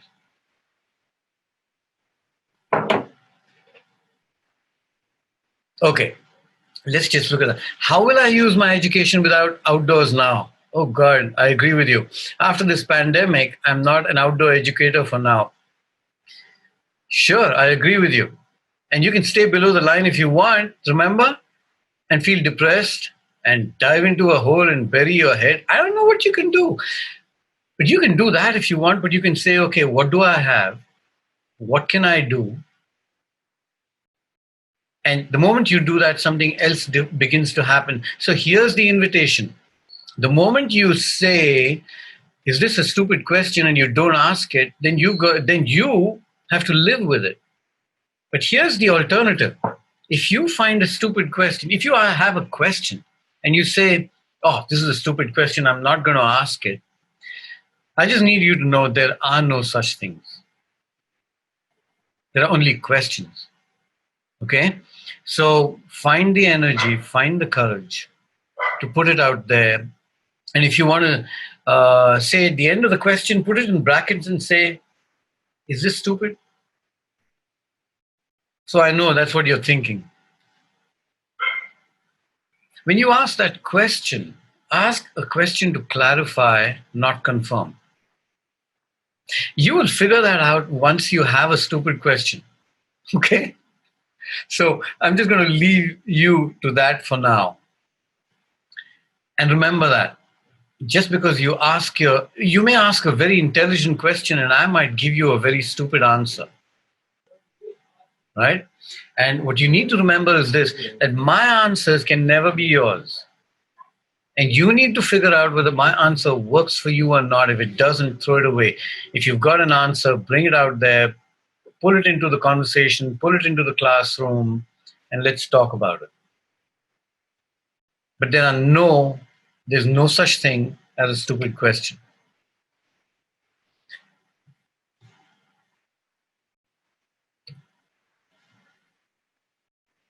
Got it?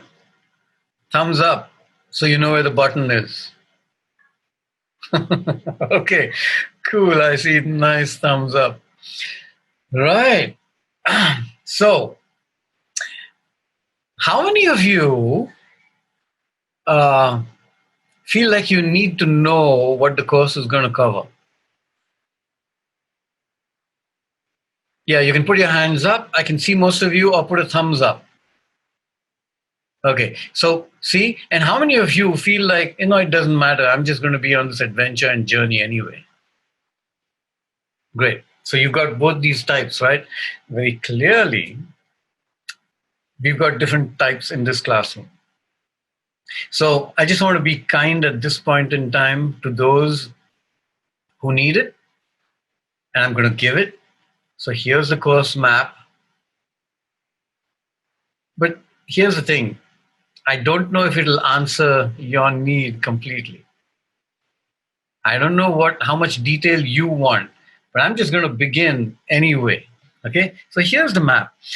This field of experiential ed is like the cosmos. It's vast. I mean, I'm constantly picking up books and going through pages that I may have read some years ago, and I say, "My God, this is brilliant."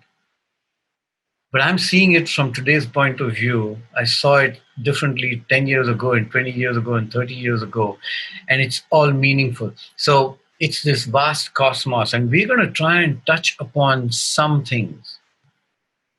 So today was the introduction phase, and what we want to know is you, me, and everyone here. Who are we? Where do we come from? What do we do? What's our interest? And what are the expectations from the course? I'm also going to today cover some pieces of the methodology and its limitations. What are the basic elements of the experiential approach? And what does the world of an educator look like? Now, the educator, the word is being, so we played around with words, and when I say educator, it can be facilitate. You can decide what you want to call yourself. Special educator, facilitator, trainer, teacher. What are some other words? Whatever they might be. Okay? So, what does it look like in the context of an experiential educator, of experiential education? The second session next week is on learning theory. Now, there's so much out there that as experiential educators, I'm going to be biased. And I'm going to take only certain things that work for me and I like to look at. I don't want to be looking at stuff that doesn't work for me. So I'm going to share with you, and you can continue learning theory for the rest of your life. There's so many different approaches. But I think for me, the point is what works for me. What can I use? What can I bring into my own work and into my own life? So I'm biased, and my bias is going to show here. So how, when, and where learning happens, and some perspectives on that. What threatens and supports learning? Third session about learning spaces. What does adventure in the classroom look like, feel like? What can we do? And things that you can do in your own space.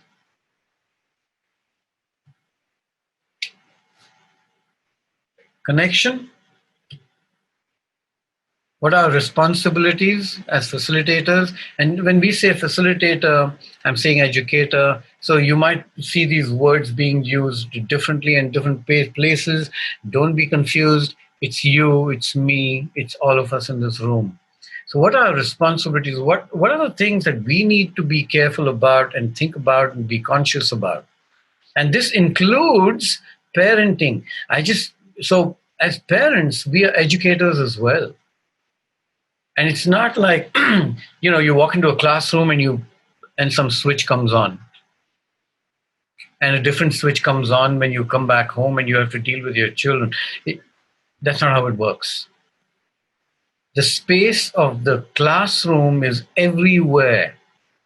At home, when you're working with your audience, when you go to buy vegetables in the market, your relationship with the same Swiggy guy who comes to deliver stuff.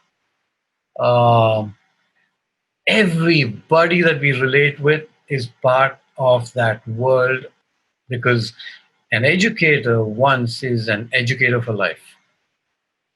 Okay, so what elements might help enhance that learning? How do we create a safe environment for people to learn in? What does that mean?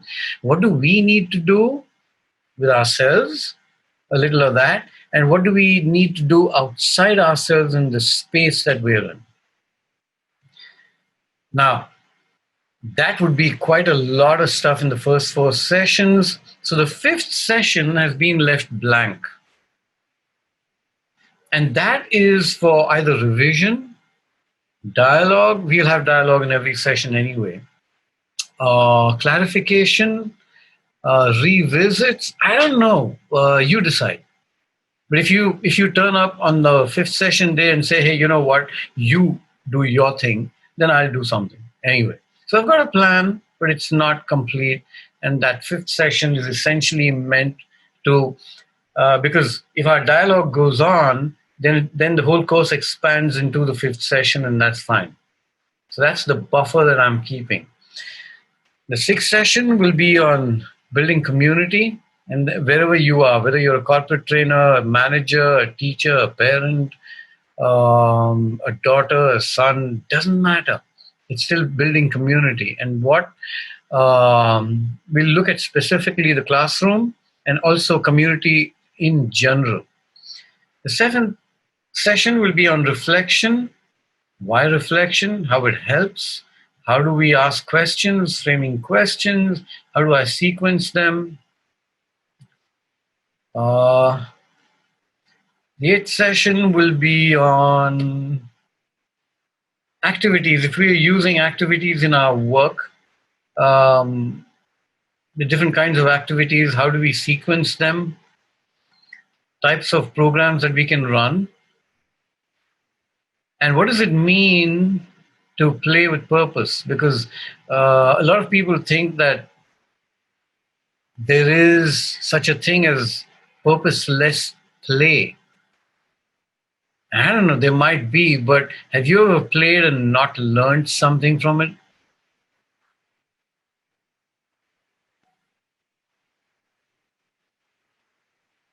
You know what? Here's the wonderful thing. Because your mics are all off and you're silent, it means you're saying yes. That means I'm always going to get the right answer.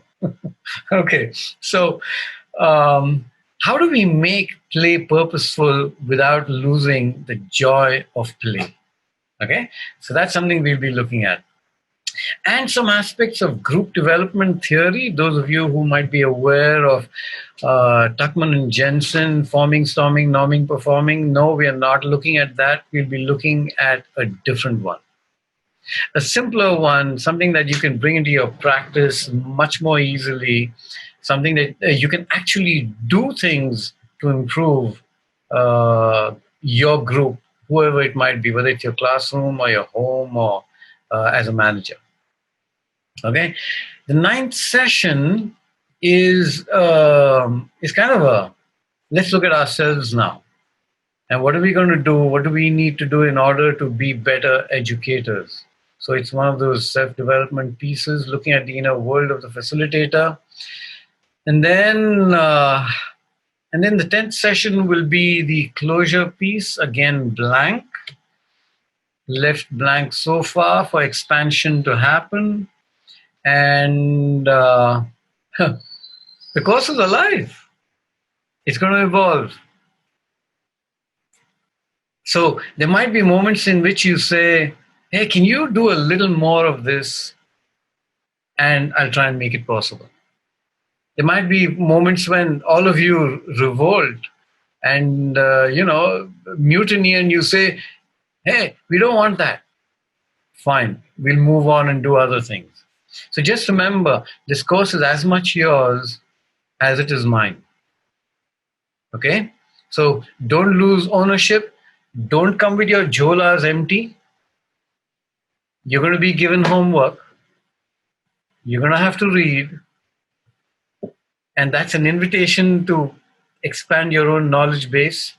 But if you don't, that's fine too. You have already passed. You have already got your certificates, but you will get them only at the end. Any questions? So if you have no question, just put your mic on, and if you want to ask a question, go ahead and ask it. If I hear silence. I just had one question, since we've mentioned limitations of experiential methodology, and I mean, is there any other one? I mean, or did I miss you mentioning about it? Are there limitations? Is that your question? Yeah. Oh, yeah. Big ones. Okay. We'll figure that one out. Maybe what you mean by limitation, what I mean might be different, but let's find out what they are. There are some. Yeah. Okay. Yes, Kabir. Yeah, just curious to know that when you do it online and offline, the same experiential education. Curious to know what's your feel about it. So that will be very interesting when you do it. Ask me on the 10th session. Sure, sure. Currently, I'm saying I want to make this as exciting as possible. Interesting. Okay, it's demanding very different things from me. I've put in, so Chetan, Madhvi, and me have put in 4 weeks of work before this session. Yeah. I didn't realize that doing something like this online needed more effort. Yeah. Okay. Anyway, I'm not going to. Yeah, that's interesting. I was curious this part because you see, me too was in a challenge of migrating to this virtual world, which personally was feeling little bit, no, it's missing of the human connection. But you see, it's a situation that universe is accessing our resource from somewhere that maybe some other purpose. So I was really curious what's happening for me and also the people who is in the same with mission and purpose. That's why I put that question. We'll figure it out I'll be together. curious to share it. Yeah. Yeah, we'll figure it out together. Don't worry. Any other questions before we move on? Okay. So you've been sitting for a long time.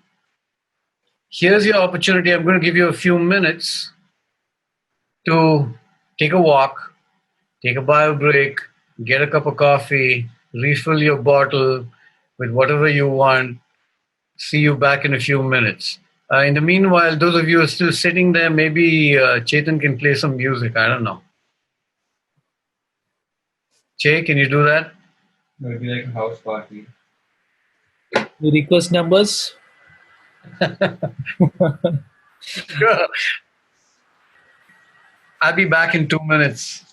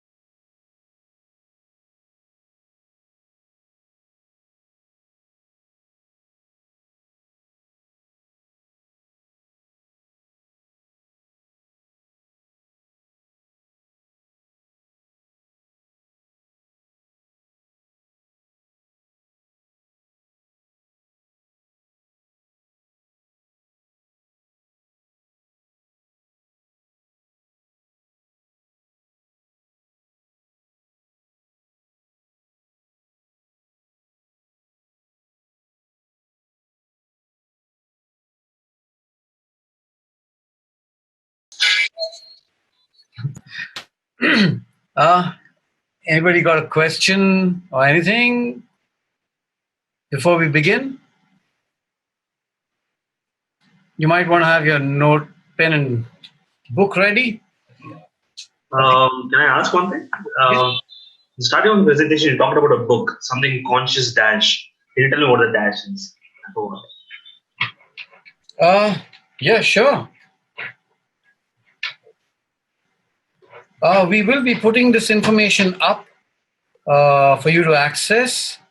Great. 15 commitments of conscious leadership. Thank you.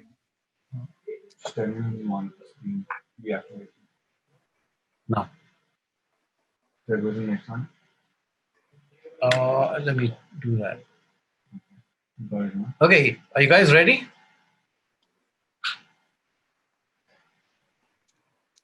Okay.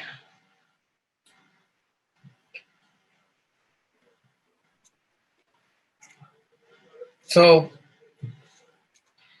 why experiential ed? I think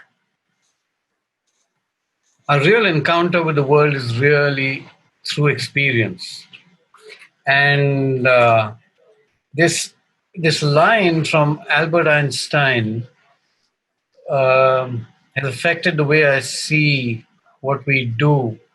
Uh, Almost 30 years ago, I came across this, and he says that learning is experience, everything else is just information. Now, what does that mean? For me, experiential learning is, if you look at that picture is about, it's, do you know what that is? It's somebody trying to catch a water balloon, and it hits their hand, it bursts, and it flies away. There's no easy way to catch a water balloon. And that splash, that moment when it hits your hand, it bursts and it hits your face, it's like you thought you could catch it, but you didn't. Now you can say, oh, I got wet. Or you can say, wow, that was a wonderful feeling. And that splash is invigorating, it's exciting, it's kind of freshens you up, it gives you a new perspective. And then it goes away, and then you're left wondering, okay, what happened? And I'm sure we've all had experiences in our lives when it was like that. Something happened to us, with us, and we didn't quite get it then. And then years later, we kind of sit back and we think about it and we say, that's what it meant then. I wish I had known. And that's the beauty of this whole thing, that we don't necessarily get the wisdom or the learning from the experience immediately. Okay? We lock it up. We can't figure it out. We find a new way of figuring out what really that experience means to us. But the truth is this, that the way we are measured in this world is from what happens in a classroom. Right? You're either a 30% student or a 90% student, or you're a good student or you're a bad student, you're a sleepy Joe or you're excited. I don't know. Teachers have a way of finding wonderful words to describe children or students. And what they really give us in most schools is really information, and they measure us on that, and children are measured on that. And I think many of us begin to believe that that's who we are.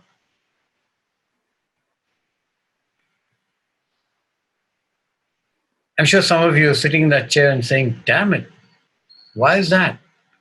But the truth is that that's what we do. And the thing about the human brain is that while we are in that classroom and trying to listen to a teacher, life is happening to us. We're experiencing. We're experiencing the classroom, we're experiencing the teacher, the sounds, the smells, we're experiencing all that. And we're trying to make sense of it. And we're trying to make connections. The brain's basic function essentially is to make connections from what it receives through the senses. Now, the brain's doing that, part of the brain is doing that, and part of the brain is saying, oh God, I got to remember all this stuff that the teacher is telling me. And so a lot of our lives, we find that one part of the brain is saying, hey, but the book says this, but my personal experience is saying this. And I think it takes years, and sometimes maybe we don't figure it out at all. That experience and information do very different things to our learning. Most of what happens in school is information. They give us no experience of Newton's law. They give us no experiences in the chemistry lab. All they really do, what they call experiential, is they tell you, take this test tube. This is a blue liquid. This is a yellow liquid. Mix them and you'll get a green. Oh, great. So, and that's supposed to be copper sulfate. No, maybe I got it wrong, but it doesn't matter. Who cares? And that's supposed to be chemistry. If it was art, it would have been real. Now think about that. So if I give you yellow and blue make green, right? Yeah. So if I gave you yellow and I gave you blue and I said mix these colors, and you'd get a green and say, wow, this is incredible. Now I can change that. But in the chemistry laboratory, it's a very different thing. So information is static. That stuff that they give you in a laboratory is static.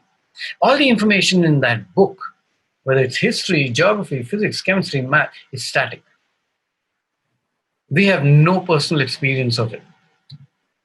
But the rest of life, all of life, however old you are, is experience, and that is dynamic. What does that mean? That you can do the same thing every day and choose to have a different experience.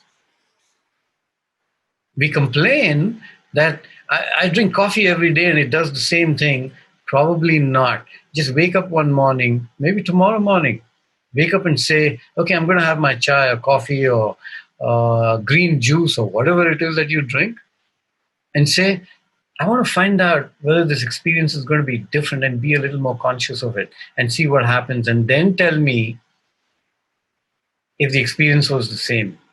Just try that out. That's homework for tomorrow, for the rest of the week. Write that down somewhere in your notebook. And homework is when you have your morning chai or coffee or water or green juice, stay conscious of the experience. Okay?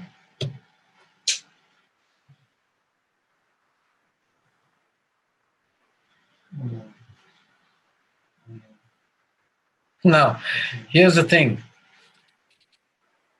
We send our children to school, or don't, but they're being schooled. Any idea what the intention is? You can put your mic and talk now. Why do we send our children to school? Education. What's that? ABC, 3 R's. What exactly is that? Vishwas, Jeevan here. Yes. So, education for me, yes, it's like basically it's one, definitely learn new things, go to a good job and become independent, lead a life of their own. That's spiritual cycle. Yeah. Which part of going to a school teaches them that? So, like starting from wearing a uniform, going to classes on time, they get used to some kind of structure in the school, which they don't have at home. We didn't teach them. Structure taught them that. Yeah. Great. And who creates the structure? We create a structure, governments. Either as parents, as teachers, as government or whoever. We put a structure in place, and then the expectation is what? So, in our standard Indian system, it's doing well in the board exams so that you can choose, like one can choose their own courses from science to arts. And the favorites are engineering and becoming a doctor. Okay, so let's look at, just a sec. Let's look at that myth as well. Raise your hand if you got educated in the way that whatever. Somebody told you become doctor, engineer, artist, whatever, and then you became that and you are that now. Raise your hand if you followed that. I'm not able to see the whole screen. No, that didn't happen for me. Sorry? It didn't happen like that for me at all. That's the wrong answer. No thumbs down. I agree. That's what happened. That's what happened to you? Yes. Rishikesh? Okay. And how are you with it? Honestly, yeah, surviving. Great. Okay, let's just put that, in your notebook. Please create this parking lot. Okay, call it the parking lot, one page, and put that word survival on that. Surviving, if you want. Okay? So, this can go on. So I'm going to continue my thing. So here's what we do. We've got a system, and in that system, we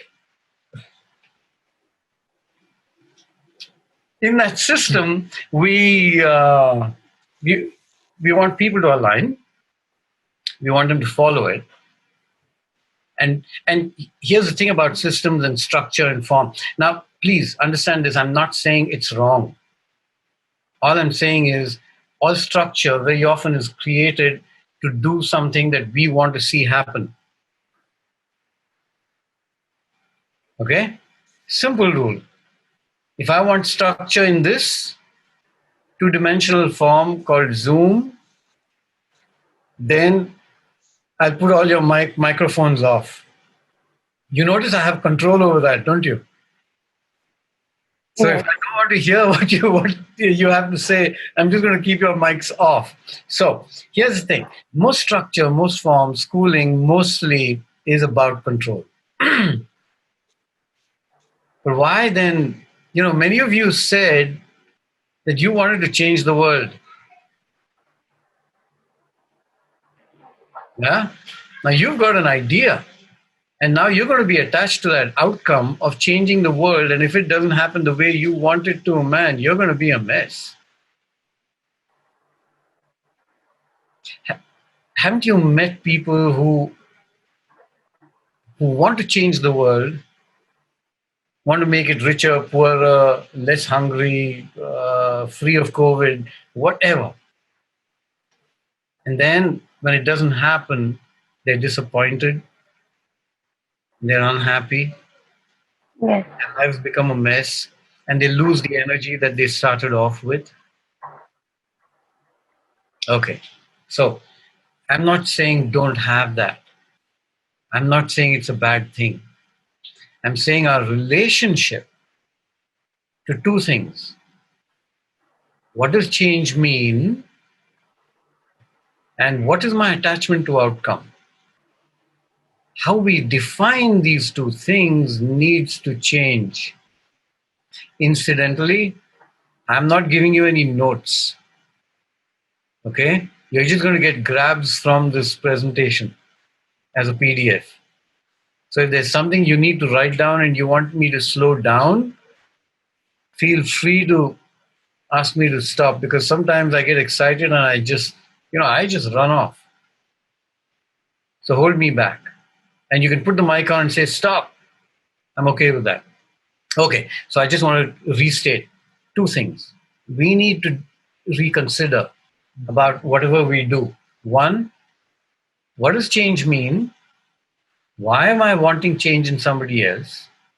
Two, how attached am I to them changing? Okay, we will come back to this in the last session when we talk about self. Great. So here's what the result of that, wanting somebody else to change and expecting a specific outcome, this is how it affects. I tell you what to do, okay? She tells her children, those of you who have children, you know what I'm talking about. Those who don't also know what I'm talking about, because you were a child once and you were told. Right? And then that child grows up and he does the same thing. Now, here's the thing. If we are teachers, eventually it just seems as though we teach as we were taught. We parent the way we were parented. And we manage, if we are in a corporate, we manage the way we were managed. So if somebody used humiliation with me, and if somebody, some subordinate does not listen to me, I'm going to choose humiliation at least once or 10 times before I come alive to the fact that, damn it, this is not working, or it's such a painful way of doing something. So we do the things that we know, that we've experienced very often, not really putting things mindfully or doing it with thought. I just want you to consider this. So those who are new parents, and I know there are some of them here, please think about this. The next time you say something to your children, ask yourself where it came from. You're all smiling, aren't you? You know what I'm talking about. Great. So conceptually, even in education, it's the same thing. When you walk into the classroom, you're working with your students, think about where your approach and attitude is coming from, because that's probably the only thing you know today. And the intention of this course is for you to consider alternatives, to create possibilities for yourself. Answer this question. Che, are you there? Put a thumbs up if you think you have the power to change anyone else.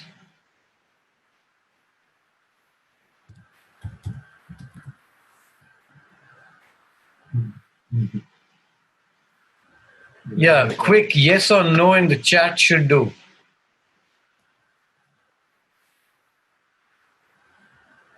What's wrong with you people? Everybody's saying no. And you still want to change the world? Yeah, Vaishnavi. Vaishnavi, could you stop your children from pulling that earpiece from you? Aman. Okay, great. Whatever the answer, right? Just stay with it for now. I'm just curious. I'm going to keep a track of this, unless you choose to change it, as to whether you said yes or no, because it'll come back into dialogue, and I might have a question for you. Okay, great. So here we are as educators, parents. But then if I asked you this question, what do you mean by change? You're likely to say, hey, you know what? That kid out there in that picture, want him to grow. Whatever that means. All you young parents, you just want your children to grow, right? You want your children to grow up into beautiful human beings. One of the tricks I play on teachers, you can try this. If you go and do a teacher training program, ask them this question. You know, your children in the classroom, or you're at home if you have them, imagine 10 years from now. What do you see? Okay? And I've done this over and over and over again. Answer my question right now. If you have children, great. If you don't have children, great. Doesn't matter. Then it's your classroom. Any one word. Jay, can we give them some platform to do this? Just throw it up here. Annotator. You want to do the Menti poll or just annotate here? Annotator is great. Just throw it out there on this screen. So, in case nobody knows how to annotate, there's this green kind of line on the top of the screen, and there's view options there. So if you click on view options, you will get an option to annotate in the drop-down menu. And once you click on annotate, then you can either choose text or you can choose draw. No, choose text. Choose text, please. Yeah, just choose text and throw one word out there.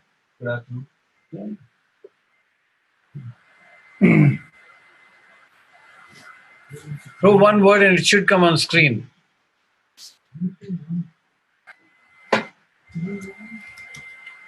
The word which I want. Can you repeat the question? What should I do? Question is, you got a child, or you got your group, or whatever. What do you see 10 years from now? For them. Yeah, let's say they're 20 now. Okay, assume they're 10, and now 10 years from now. What do you see? For them. Okay. Great. Compassionate, street smart, content. And I'd like each one of you to put up a word, even if you just say zzz, whatever, just so you get an idea of how to use annotate.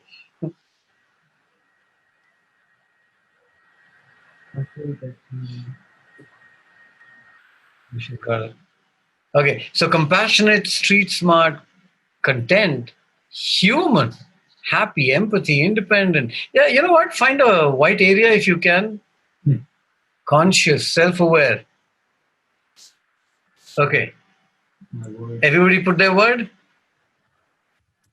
Nice. I'm going to assume you have. Now, all of you, please look at that and tell me which part of the curriculum is designed to teach this. Sure. Don't laugh, man.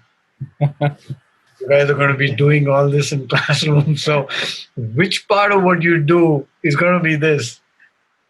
Okay, got it. You laughed. I know you got it. Can I move on? It is. And the expectation from parents and teachers and community and elders is that life will teach them this. Ask your parents and they're likely to say, life will teach you. You go to school to go and study math, physics, chemistry. You don't go there to learn compassionate human. You're not supposed to become a compassionate human in class. You do that outside school time. Okay? It kind of gets dangerous in this whole thing, and we're saying we want them to change. And that change, the world tells them they have to change only when they hit the world, which is beyond the schooling. Okay. Yep. Oh, nice. See? Beauty, responsible. Do you have a beauty class? Do you have an independent class? Oh, yeah. 20 minutes a week, right? Culture, it's called. Or EVS, if you are environmentally conscious or whatever. Great. So you saw the movie. Same story. So here's my take. Oh, by the way, thanks to all of you who, 7, 8 of you gave me a thesis for those 4 questions. Thank you so much. So here's my take on it. The Kung Fu Panda, for me, is a representation of... Okay? And Po is just one of those students. He's got his own thing going. He's got his life going on. He's got a father who's not even a panda. But he doesn't know that reality. Okay? It's accident, sheer accident. And he lands up where he does on that day at that time. And now this guy, Shifu, is stuck with him. And of course, Shifu's got a very, very important problem. He says, how can I turn this guy into a dragon warrior? Now, Shifu's perspective is change. Those of you who've seen the movie know, Po asks him, he pats his belly and that belly goes up and down and says, how are you going to change this into a dragon warrior? Do you remember that? And Po begins to believe that as well. So you've got this scenario in which you have Shifu doing this. Okay? Now, I'm just going to quickly walk you through this. You are aware that we are running over time, right? Yeah. Can I just apologize and go on? Please go on. Okay. Yes, please. Okay, those of you who have to run away, I apologize. Okay, here we go. I'm not going to go too deep into this. I want you to look at it again at the end of it. So here's ee2go, the master of masters, telling him the panda will never fulfill his journey, nor you yours. Every one of us as educators and as students, whichever avatar we find ourselves in, we've got this journey. And in this journey, the most dangerous thing is this, what he calls the illusion of control. What? That control is an illusion. Okay? Even with a 2-year-old, even with a 3-year-old, that she will learn dance, she will learn to sing in sur and tap her feet to tal. Illusion.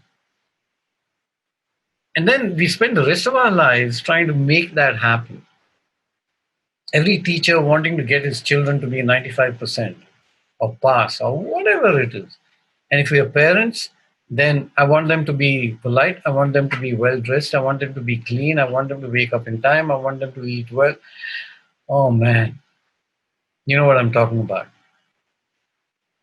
So that kid, we don't even know what that damn tree is. He's just a seed. We have no idea what it's going to grow into. But our illusion of control is so great. Yeah, but I can control when the fruit falls. I can control where to plant the seed. Oh, great. And then what? So I can teach that kid maths, physics, chemistry. And then what?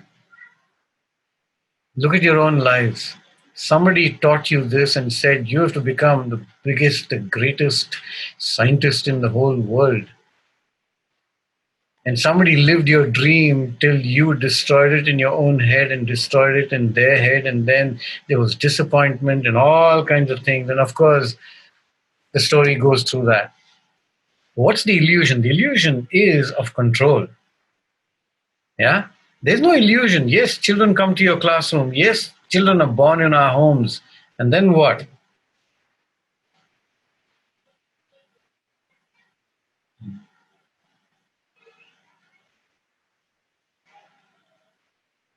That tree is going to be whatever it chooses to be. And we are in this illusion of control that I wanted to be a peach. I wanted to be a doctor, a chemist, an engineer, an IT, want to earn this much. However, and you know what? The funny thing, all those words, none of those words can be taught. Compassion. You can't teach compassion. Kindness. You can't teach kindness.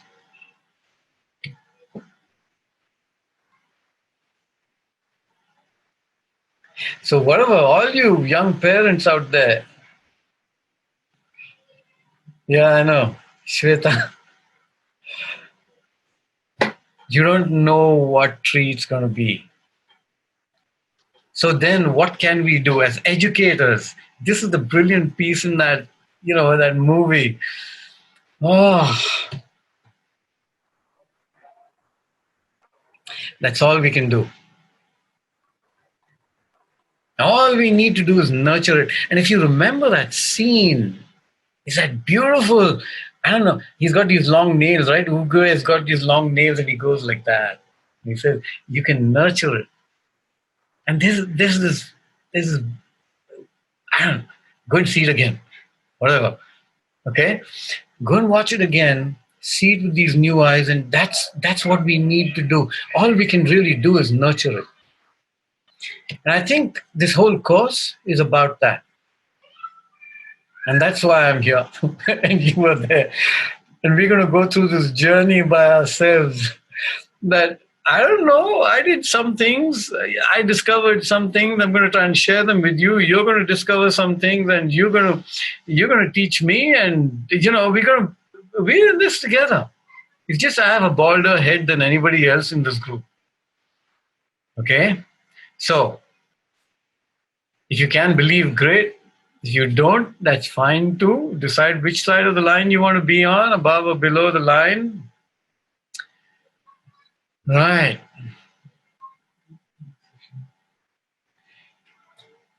Hey, you know what? I have this question. I have to finish what I decided to do at least in the first session.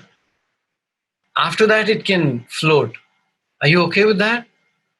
Give me 15 minutes. Oh, thank you.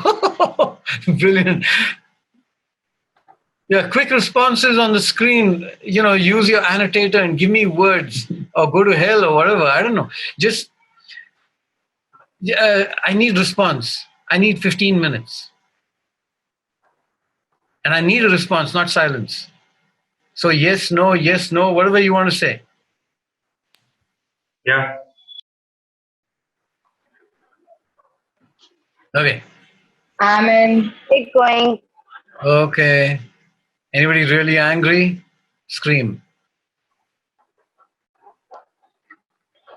Okay. So I know some of you have to leave in a bit. I apologize. I also apologize that I warned you that it might go on.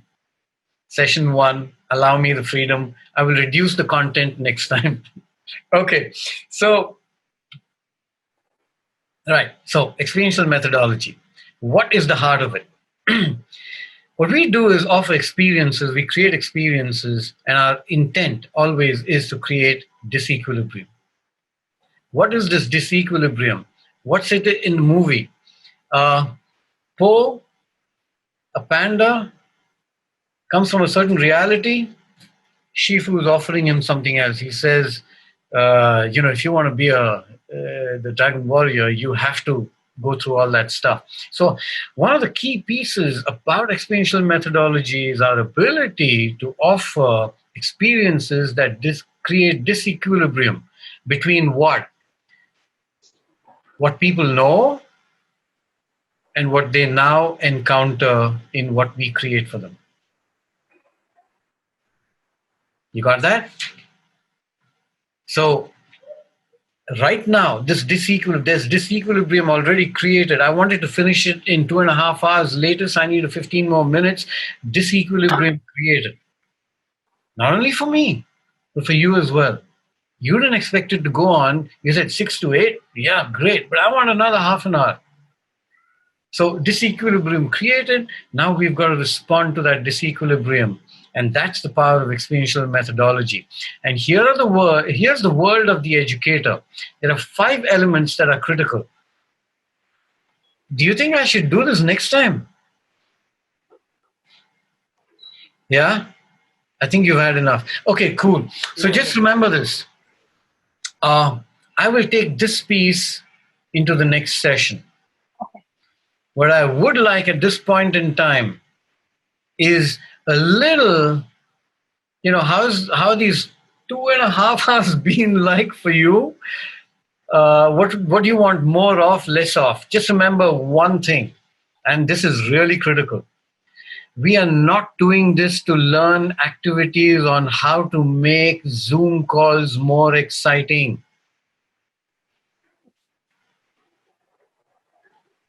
I apologize.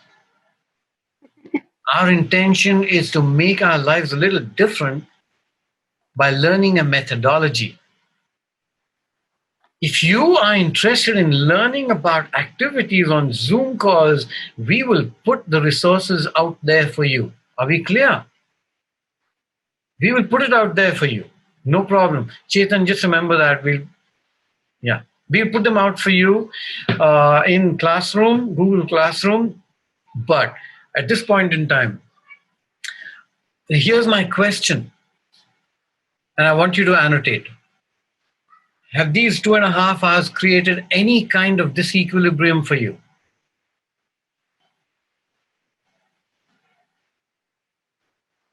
If yes, what was it? If no, then just write a no.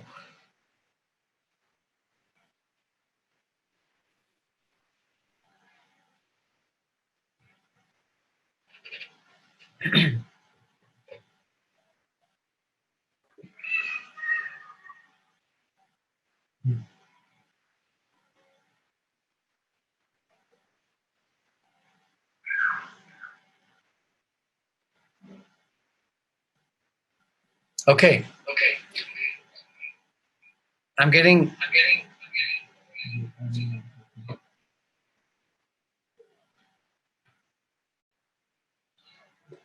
Can you hear me? Okay, so here's the thing. Not really, yes, I know things have to change, but don't know. Great. We don't have the answers yet, I hear you. So for many people, the answer is no. For some of you, it's yes. And some of you have even defined what that means. Uh, question 2, do you think you feel safe enough to have a conversation and a dialogue about something on this group? Now use a different color this time.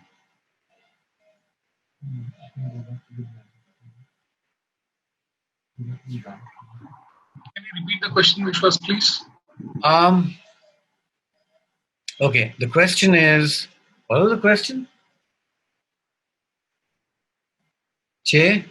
Do you feel it's safe for you to have a dialogue on this group? Do you feel comfortable enough to be able to have a dialogue on this group?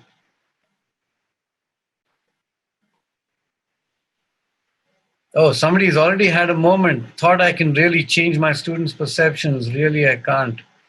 Okay, that's perspective. Okay. Then, okay, I'm hearing, seeing, yes, I feel safe. There's no judgments here. Thank you. Great. You know what? Objective for session 1 achieved. Okay, we will do from next session onwards. The Gyan piece is going to be fast and furious. It's going to be racy. I want you to stay with it. If there's anything that you think might help you stay with it, let us know in Google Classroom or on WhatsApp, and we will try and make that possible. Okay? Great. Thank you for hanging in there. Can I have this? Can I see the full screen, everybody's face? Yeah, stop sharing. Anything you want to say before we say goodnight? And you can put your mic on if you want. And wait for the next session. Thank you. Looking forward to the adventure. Thank you, sir. It has been amazing. Looking forward to the next time. Anything new? Anybody else? Yes, I have just one request. With water, I need some snacks also last time. Okay. Yes, hey, can I get snacks? Yeah. Okay. Thanks for setting the expectations clearly. Are the expectations unfair? No. I think it's quite fair. But I am hoping for some additional resources on Google Classroom. You mentioned about online classes or activities. That would be helpful. Yeah, just don't ask for it because I'll say you asked for it. You'll be in trouble. There'll be a ton of homework. Yeah, so just remember this. Approach it with joy. Okay? You're not going to be judged on the basis of whether you respond, don't respond. You've joined because you want to. You do as much as you want. Okay? And if it's not enough, then ask for more. But I believe the intention is to also allow you this week in between to study yourself and bring yourself, so that, the ideal situation, next session is all question and answer. And through the question and answer, I cover content. So then you are directing the learning, not me. That makes sense? Sure. So read, watch, whatever it is we throw at you. If you can't and you've got a very busy life, please don't feel guilty. You're just doing the best you can, and I'm asking you to do the best you can in between. And if it gets too much, feel free to say so. Okay? Okay, sir. Great. Everybody, hands up. I'm okay. Yeah. Have a good night. Good night. Good night. Good night, everyone. Thank you. Bye. Bye. Bye. Okay. Thanks a lot, guys. Bye. Bye. Good night. Bye bye. Good night.